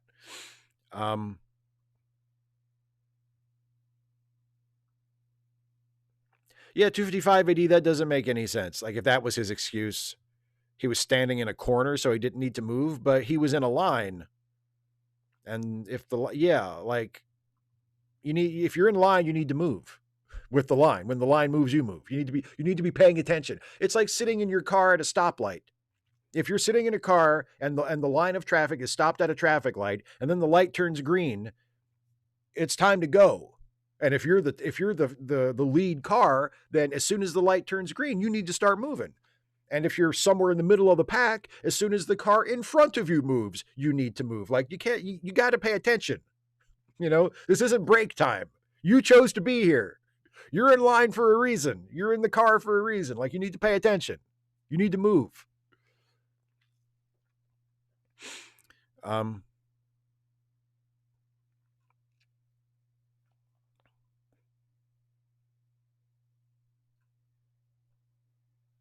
Isaiah reminds us about the New Horizons probe, which will also roam the galaxy for billions of years. It even carries a quarter from the state of Maryland. Woohoo! Its booster motor is also escaping the solar system. So there you go. There's another probe that will outlive our civilization. Yeah, K20C says Jared Leto is Skeletor. I mean, I'm not super thrilled about that. Michael Handeline says, who done it or how catch 'em? Why not both? As a story form, I mean, How Ketchum can be like is more about is more like a procedural, you know? I don't know. I might lean toward How Ketchum because to me, with most whodunits, I'm less invested in the solution to the mystery than I am in how entertaining it is getting there. You know what I mean? Like, I don't usually watch a whodunit trying to figure out the solution. I watch it and I'm interested because I'm interested in the characters, you know? And I might have an idea of what the solution is, but then again, I might not. I'm not really trying to figure it out. So, I mean, I think How Ketchum um, is more aligned with my general preferences. I'll put it that way. Um, 255 AD says, do you think the He-Man movie is going to be a Thor ripoff? Like, that's why I think it's partly set on Earth. I mean, if they rip off a Thor movie, I hope to God they rip off the third one. Because if you're gonna make a He-Man movie and draw inspiration from a Thor movie, you should be basing it on Thor Ragnarok, because there's a lot of stuff tonally and visually in Thor Ragnarok that would be perfect for a He-Man movie. So if they are going to crib from Thor, I hope they crib from the right Thor. Kurok says, does anyone remember Masters of the Universe with Dolph Lundgren? Hello. I didn't go to see it opening weekend, but I did go to see it. Yes. I was like 7 years old and the hugest He-Man fan in the world. Of course, I remember that movie. That movie was a live action He-Man movie. That was an event for me. And I still have a soft spot for that. But that movie is such a piece of shit, but it's so much fun. Like, it's fucking garbage, but it's so fun to watch. I love that movie. And Kirok with the super chat says Frank Langella was the only choice of that film. He was the great Skeletor. The only good thing, yeah. He was a great Skeletor. And yeah, Steve, I agree with you. The people who were offended by the he-him gag in the trailer, it's like, come on, lighten up. Like virtually everybody who has commented on it, other than those people, points out it's a joke. His name is He-Man. And obviously it's from a part of the movie before he becomes He-Man, or before he knows he's He-Man, when he's working a desk job. So his nameplate says he, him. See, he's going to become He-Man eventually. See, that it's a joke. See, like, yeah. Harry Behemoth with the super chat. Thank you very much. I heard Stuffy and Friends will get a big offer to make their next video in Riyadh. Will they sell out? Also, that the He-Man movie is just the 1987 script reshot. I would probably laugh out loud in the theater at the point when I noticed that. I'd be like, oh, they're just remaking the old 87 movie. Yeah. I can confidently say I think I would turn that money down. Unless I was at a point in my life when I was like super desperate and I just absolutely needed the money, like I was going to starve if I didn't get it. No, you can like you can keep your however much you're going to pay. Yeah.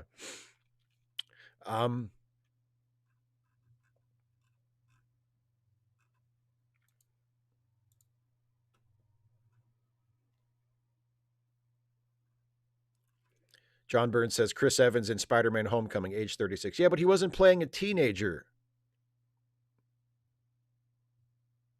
He was Captain America. I thought your whole point was anyway. By the way, thank you for mentioning that, John, because there are some super chats that came in earlier that I didn't acknowledge. So Michael Kearns, thank you very much, says, "Good day from Australia. This is Kearnsy from Dundalk, Maryland." All right. And Debbie Bannister, thank you very much, Debbie. I really appreciate it. Says, thanks, Steve, for everything. I look forward to your videos. I find sanity with them, laughter, and common sense. That's very sweet of you to say. Chad Rath, thank you very much. Says, thank you for everything you do from Minnesota, myself living in Baltimore for 17 years. Appreciate it. Appreciate you, Chad. And then John with his Chris Evans in Spider-Man Homecoming, Kirok with Frank Langella, and Harry Behemoth. And that brings us up to date. Thank you all for the super chats.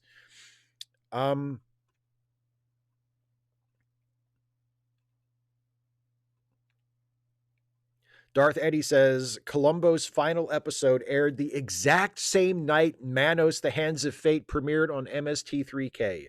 Do we know where the Master was on January 30th, 1993? Just putting that out there. Interesting. Isaiah Sinister Intelligence says my favorite starship design used to be the Galaxy class, but now it's the Ambassador class, a great combination of scientific research ship with a military structural design. Yeah, I really like the Ambassador class too. I also really like the Sovereign class, the Enterprise E. That's a really nice looking ship. I really like the Enterprise E as well. Steve Schmeling says no Orko though. What the fuck? Well, maybe they're saving Orko. Or maybe Orko's not done. I assume Orko is going to be a digital effect. Maybe Orko's just not done. Air One Fire says, what would you think about a Star Wars remake? Yeah, I don't think we need to be remaking Star Wars movies. I mean, first of all, they're never going to do that. I don't want to say never.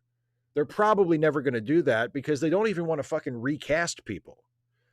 Like it's a minor miracle when they fucking recast an actor to play a character, you know, when the original actor has sort of aged out of the part, you know.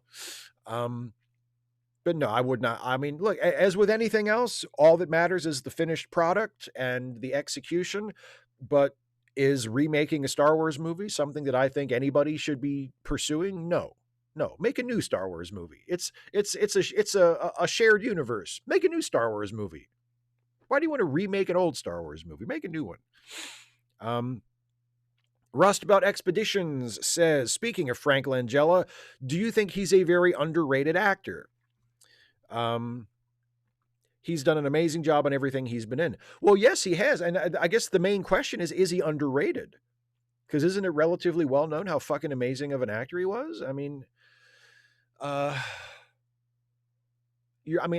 if the question is, do I think Frank Langella is an amazing actor? Yes, of course. Is he underrated? Maybe. I don't know. But I mean, I've never watched a movie that he was in and not thought he was absolutely fabulous. So if other people don't share that opinion, then I guess he is underrated. But I mean, Frank Langella is amazing.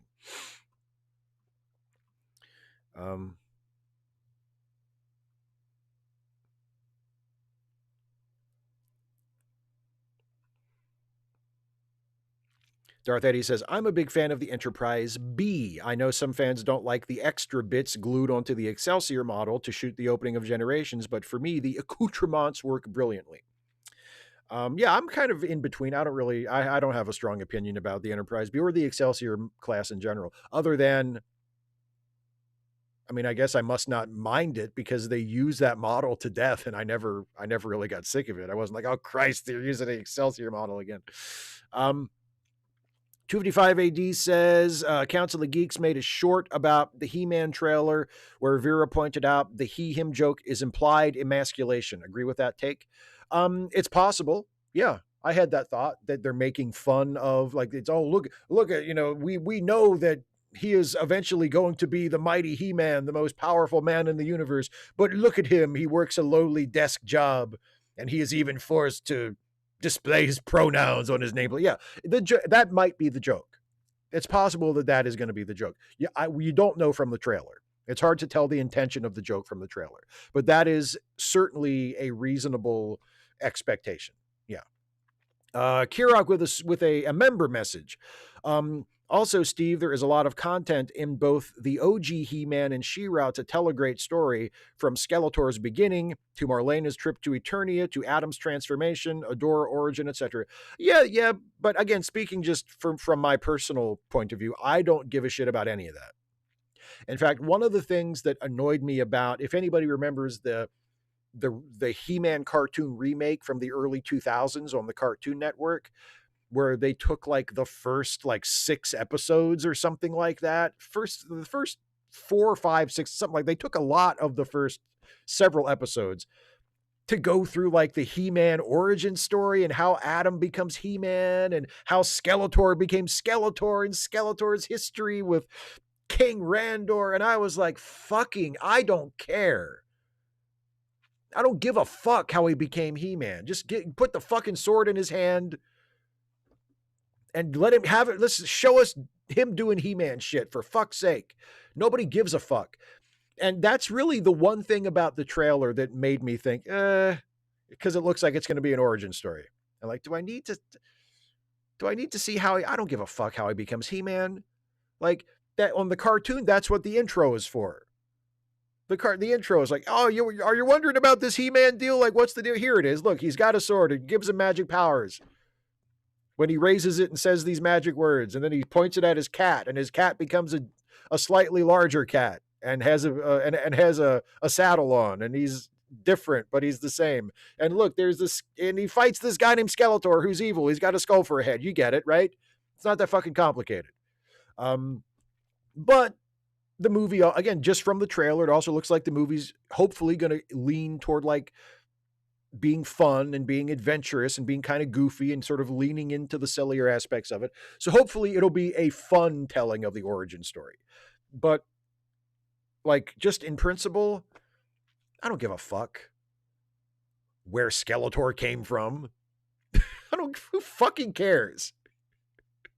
You know, I know Queen Marlene's backstory is that she was an astronaut who came from Earth and landed on Eternia. That's backstory. It was like mentioned in one episode of the show. It wasn't like a major thing. It was just something that if you know it, you know it. If you don't, you don't. It doesn't really matter. You know? Like, let's just it's a dumb kid show with a silly premise. Like, let's just fucking get on with it. I don't need to know where the guy came from. Let's just do this, okay? You know? The story's not the backstory. The story is the story. Yes, see, the fact that Jared Leto is playing Skeletor does like that. That is the part that I am the most curious about, because yeah, Skeletor needs to be good. Skeletor needs to be funny. Again, especially if you're doing like a more comedic take on the character, like Skeletor needs to be Skeletor. You know, he doesn't need to be exactly like he is in the cartoon.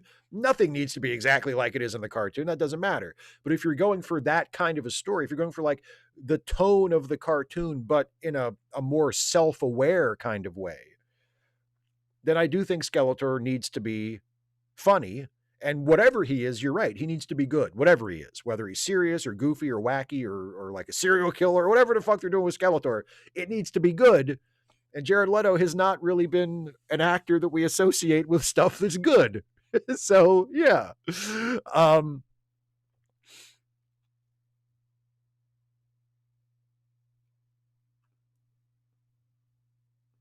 Darth Eddie says, one of the genius moves of the 89 Batman movie is that with the exception of Vicky Vale learning about the murder of Bruce Wayne's parents and the Joker's role in their deaths, it's not an origin movie. Yeah, I agree. Because we don't need it. We don't need it.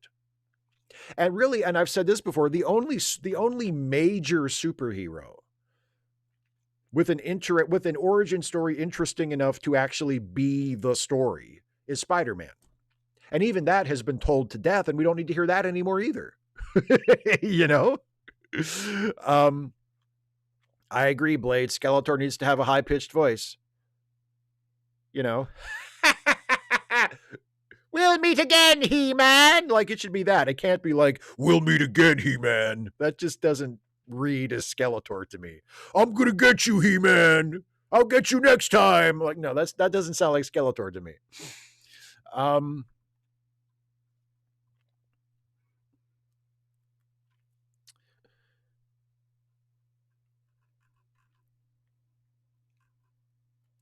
Oh, and Kirok says Frank Langella was also in DS9. He was excellent. Absolutely right. And Cast Iron Chaos with a super chat. Thank you as well, my friend. Says, thoughts, if any, on Roddenberry's sleazy and silly exploitation flick Pretty Maids All in a Row. I've never seen it, so I can't comment. 225 AD says, if you beam someone into a public place while they're naked, should you be arrested? Academy treating that like a harmless prank really annoyed me. I don't care. I mean, yeah, it is crossing a line, but fuck it. I don't care. Like, I think they get away with it because it's clear that, like, I mean, the intention wasn't to beam him someplace naked. The intention was to embarrass him and beam him out of the locker room. And, he's naked because the towel falls off. Like, they didn't target him because he was naked at that moment. They targeted him while I think he was the only one who lost his towel and was actually exposed. And they're going with the idea that, yes, the chancellor knows that these are serious infractions, but she's allowing the cadets to handle it themselves. So I'm willing to go with that.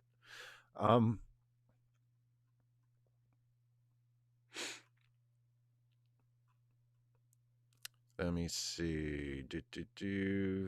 Harry Behemoth says, did you hear that DC Comics is publishing the definitive version of the Joker's origin in Batman #7? Again, not I don't really care what the Joker's origin is. One of the things somebody mentioned, the 1989 Batman movie, one of the brilliant things they did in The Dark Knight was to intentionally not reveal the Joker's origin. I thought that's way more interesting than whatever the real story is. And I really like the Killing Joke, and the origin they give him in the Killing Joke is good.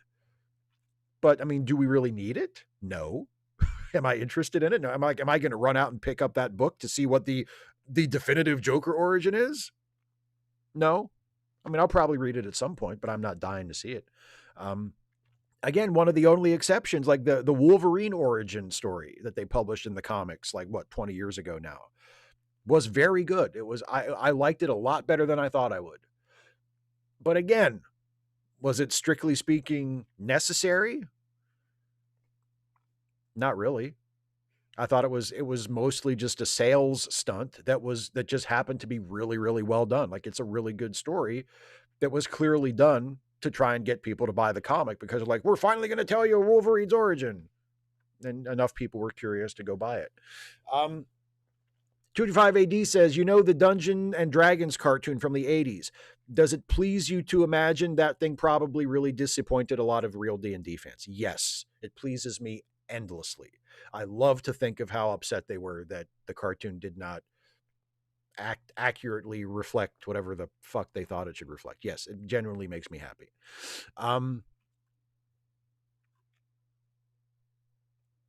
Steve Schmeling, Skeletor, but with Dr. Claw's voice.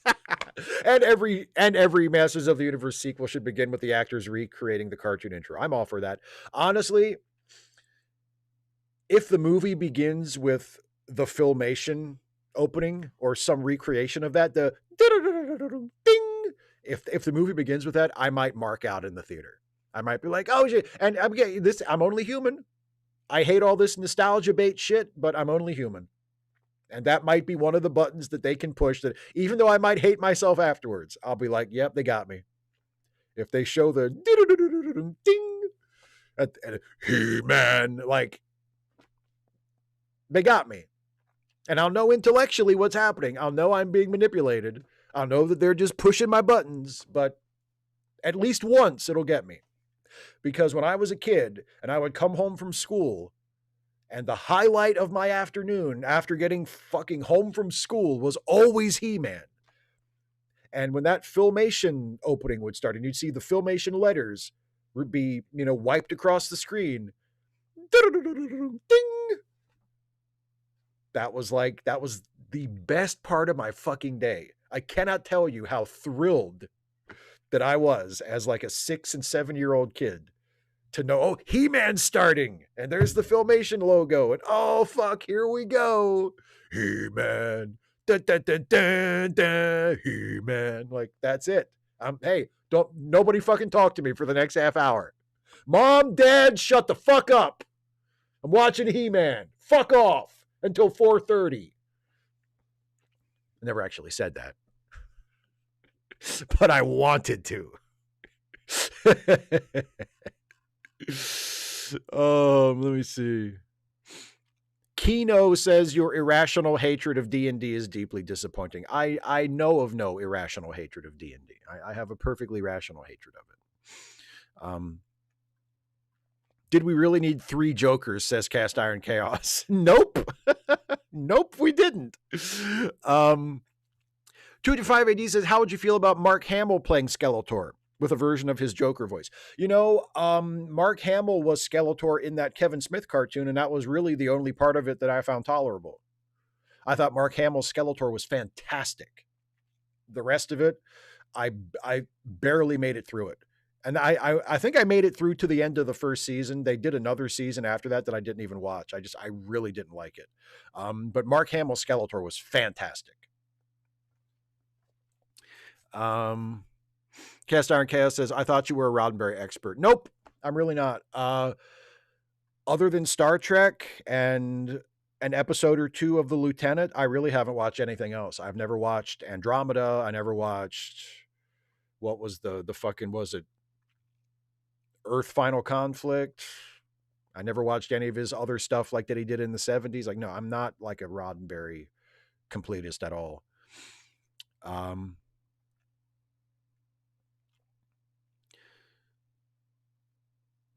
Zoxion says, it's good advice you had for my question. It's mostly a matter of motivation. I have moments where I have to do things, but the energy never lasts long enough to finish projects. I mean, I understand that. I understand that. That's a problem.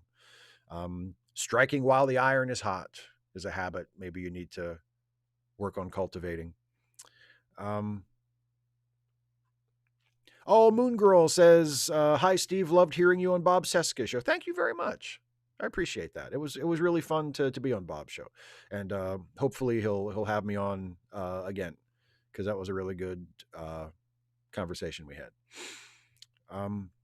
Michael Handeline says, I want to know what dirt Jared Leto has on who to keep getting work. Right? Like, who keeps casting this guy and stuff? He doesn't have a great reputation as being a good guy to work with. His movies haven't done well. Like, who keeps hiring him? Does he just work that fucking cheap? Like, what is the explanation?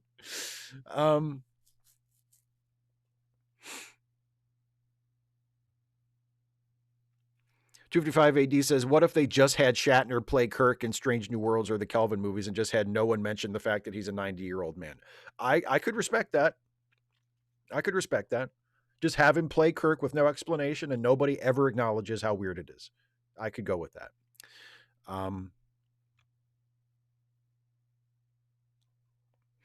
Sentai Ranger Donnie. I wasn't a fan of that. What was it called? The Return or the Resurrection or something that the Kevin Smith produced. I thought the first episode was fucking dog shit. After I watched the first episode, I almost didn't watch the rest of it. I thought the first episode was fucking terrible. But I kept watching the rest of that season, and it got better from that point, but it never got good, and I didn't watch it after that. I thought the She-Ra cartoon was great.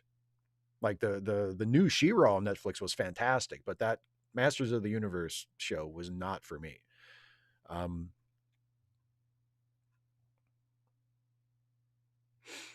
Sentai Ranger Donnie says, I have seen this week's Academy show, and I must be honest, it was much better than the first 3 episodes. I will go along with saying that it's the best episode so far. I really like this week's episode a lot. But I've liked the other episodes too, so I wouldn't say that it's like a lot better than the previous 3, but it's a really, really good episode. Super chat from Kirok says, my favorite origin story for a comic book character will always be the Incredible Hulk. The 1977 with Bill Bixby, Susan Sullivan, and Lou Ferrigno, and Jack Colvin, a true masterpiece in my opinion. Revelation. Thank you, Sentai Ranger. The pilot episode of the 77 Incredible Hulk is good for sure. I don't know if I would call it a masterpiece, but it's good. It's definitely a good pilot episode, and it introduces the concept of the Hulk well enough. So, I mean, I do like it. I mean, I think there's other way better episodes of that show, like once they get the ball rolling. But no, it's the pilot of Incredible Hulk is very good. I'll give you that.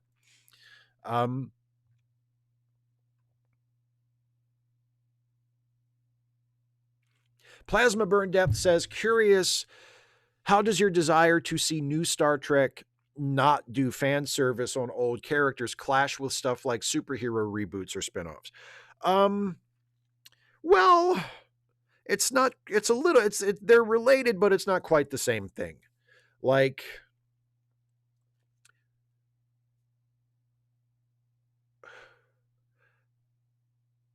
am I super interested in seeing legacy actors come back and play Superman again? Not really. You know, am I interested in seeing legacy actors come back and play Batman again? Not really. You know, um, so it's similar in that respect. And like, I guess maybe it's just it's the established pattern is different. There's a different level of expectation. Star Trek, for the first 50 years or so of its history, had established the pattern of when we do a new Star Trek show, it'll be a new show, and it'll center on a new ship and a new cast of characters. And then it started to sort of go along with what was the prevailing vibe in popular media at the time, which was legacy stuff. So we're going to go and we're going to do prequels and we're going to revisit stuff and we're going to bring back old characters and old actors and old characters played by new actors and whatever. And so that's been, you know, the modus operandi of Star Trek for the last 10 years or so. But for the preceding 50 years, it was not that. It was, we'll do something different. When there's a new Star Trek show, it'll be new. Whereas with superheroes, you don't have quite the same expectation. You know, superheroes in comic books and in movies and TV shows, there's sort of a built-in expectation that there's going to be a certain amount of recycling and repetition. You know, but even in that case, like with the new James Gunn Superman, right? I don't really. I mean, I'm happy that there's a new Superman, but I want to see that new Superman doing stuff that I didn't see the old Superman do. You know, like I still want it to be different. I still want it to be fresh. I want this Superman to be this Superman. I don't want to see him do Christopher Reeve stuff. I don't want the next Superman movie to be a remake of Superman 2, just with different actors. I want it to be different. So I mean, in both situations, whether it's Star Trek or superhero movies, I mean, there's always my desire to see something new, to see something I haven't seen before, to maybe see familiar pieces that are arranged in a way that I haven't seen before. You know, um, let's see. Oh, Tully Quinn says, "I'm new here. Are you evil?" I mean, probably. Um, Stephen G. Clenard says, "Don't care what they do in Marvel bullshit." Oh, by the way, I don't want to see legacy Star Trek characters in my DC superhero movies. Me either, man. Me either. Oh, and by the way, that reminds me, somebody at the very, very beginning, before we even went live, asked about Wonder Man, which I know Steven is Marvel, so I apologize for talking about Marvel shit. But even though I am a DC Comics guy, the new Wonder Man show is great. If anybody hasn't watched it, the new Wonder Man show on Disney Plus, they dropped the whole thing, all 8 episodes at once, old school Netflix style. If you get a chance to watch it, I highly recommend watching it. It's really good. It's really good. Um, and on that note, I'm going to start wrapping up the show. So if anybody has any final questions, go ahead and throw them in the chat, and I'll go back through and take one last pass and see what any final answers I can give. But in the meantime, thank you all for watching. Thank you all for joining me. This was a fun hangout, as always. If you enjoy this YouTube thing that I do, and you would like to help me to continue to do it, one of the best ways to do that is to become a direct supporter of the channel. And you can do that either by becoming a patron at patreon.com/Steve Shives, or by clicking the join button to become a channel member right here on YouTube. And either way, whether you become a patron or a member, if you do one of those or both of those, if you really want, at a level of $1 a month or higher, you unlock for yourself the ability to submit questions ahead of time for these Ask Away live streams. And those are the questions that I answer at the beginning of the show, in the first hour or so of the show. Those are submitted ahead of time by my patrons and channel members. And if you are a patron or a member of any level, you can do that if you so choose. So patreon.com/Steve Shives, or click the join button to become a channel member. I really, really appreciate it. To all of you who are patrons or members, I thank you so much. I could not do this without you. So I really, really appreciate your support. Also, don't forget, if you enjoy the YouTube thing, you might also enjoy the podcast thing that I do. I am a regular on 2 podcasts that are both part of the Lemmy Listen family of podcasts. There is the Late Seating podcast, where we take a look at classic films and give them a fresh review and decide if they are good or bad, if they deserve their reputation or not. Our most recent episode is our review of the Matt Damon astronaut adventure film, The Martian. And I think you can probably guess what me and Jason think of The Martian if you haven't listened to the episode already, if you don't already know. But you can hear our review of The Martian on the most recent episode of Late Seating. And also, the other podcast I'm on is the Ensign's Log, which is the Star Trek themed improv comedy podcast that I do alongside Jason and our friend Amanda Billings. And we play original characters that we have created that exist within the Star Trek universe, and like canonical Star Trek stuff is kind of happening in the background, but the focus of the show is our characters and our stories and our wacky misadventures. It's so much fun to do, and hopefully if you enjoy comedy podcasts and you enjoy funny Star Trek related stuff and stuff that kind of makes fun of Star Trek and comes at Star Trek from a more kind of irreverent, satirical angle, you will enjoy the Ensign's Log as well. And also, don't forget, as our friend Some Random Geek reminded us in the chat earlier and in his question, charitylinks.page, which is a document that collects GoFundMes and PayPals and Ko-Fis and other sort of fundraising links for friends of ours who need a helping hand. And as Dana always says when she plugs charitylinks.page on our Wednesday live streams, helping people is good. So if you can help some of our friends who are listed in charitylinks.page, please consider doing so. I know they would really appreciate it, and so would I. So now let me take a final look at the live chat and see what else we have here. Sentai Ranger Donnie says, I love the recent Superman movie, but I, a millennial, love the one from 1978 more. I'm not going to fight you. 78 Chris Reeve Superman is a great goddamn movie. Kirok 2011 says, can you honestly think of anyone who can replace Christopher Reeve? Well, I mean, people have replaced Christopher Reeve. I mean, Christopher Reeve is probably always going to be my Superman. I mean, I don't know if there will ever be another live action Superman that will equal or surpass him, but there have been other great Supermans since him. I thought Tyler Hoechlin in Superman and Lois was fantastic. Oh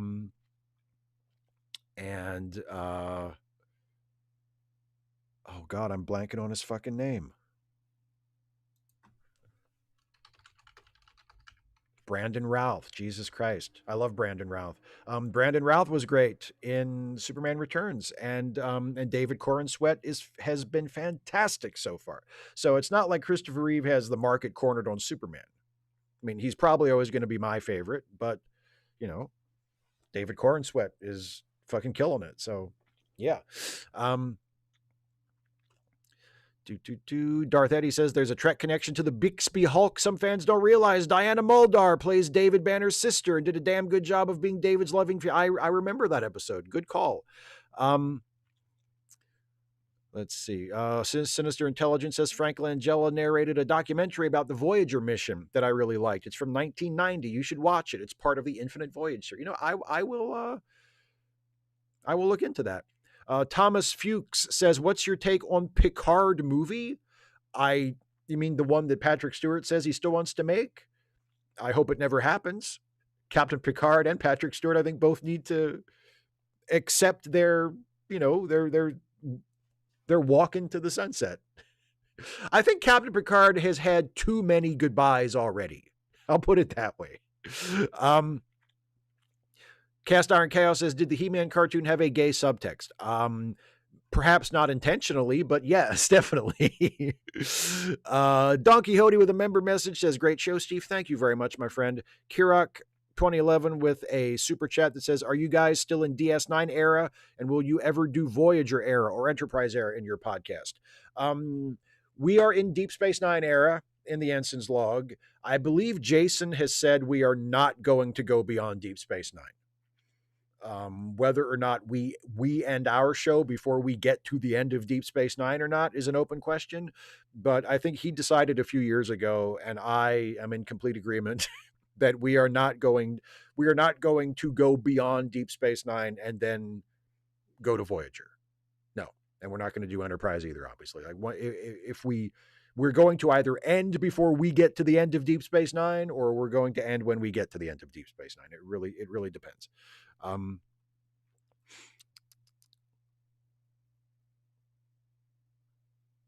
Oh, Michael Handeline says, one last Star Trek ship opinion. I love the look of the Protostar. Yeah, the Protostar. I like the Protostar too. The Protostar is a really good ship. And yes, Stephen G. Clenard. Let's end on this note. Please, no more fucking Picard. I'm, with all due respect, because I love Captain Picard and I love Patrick Stewart, but that ship has sailed long, long ago. Can we please do something else? Please. Absolutely. All right. Thank you all, everybody, for joining me once again. I appreciate you all for whatever kind of support you give me, whether it's as a patron or a member, or it's just watching the stream and taking part in the chat and leaving comments on stuff. I thank you all so much for your support, for your time, for your attention, for your awesome questions, for hanging out with me. Have a good night. Have a good weekend. And I'll see you next time. Take care, everybody.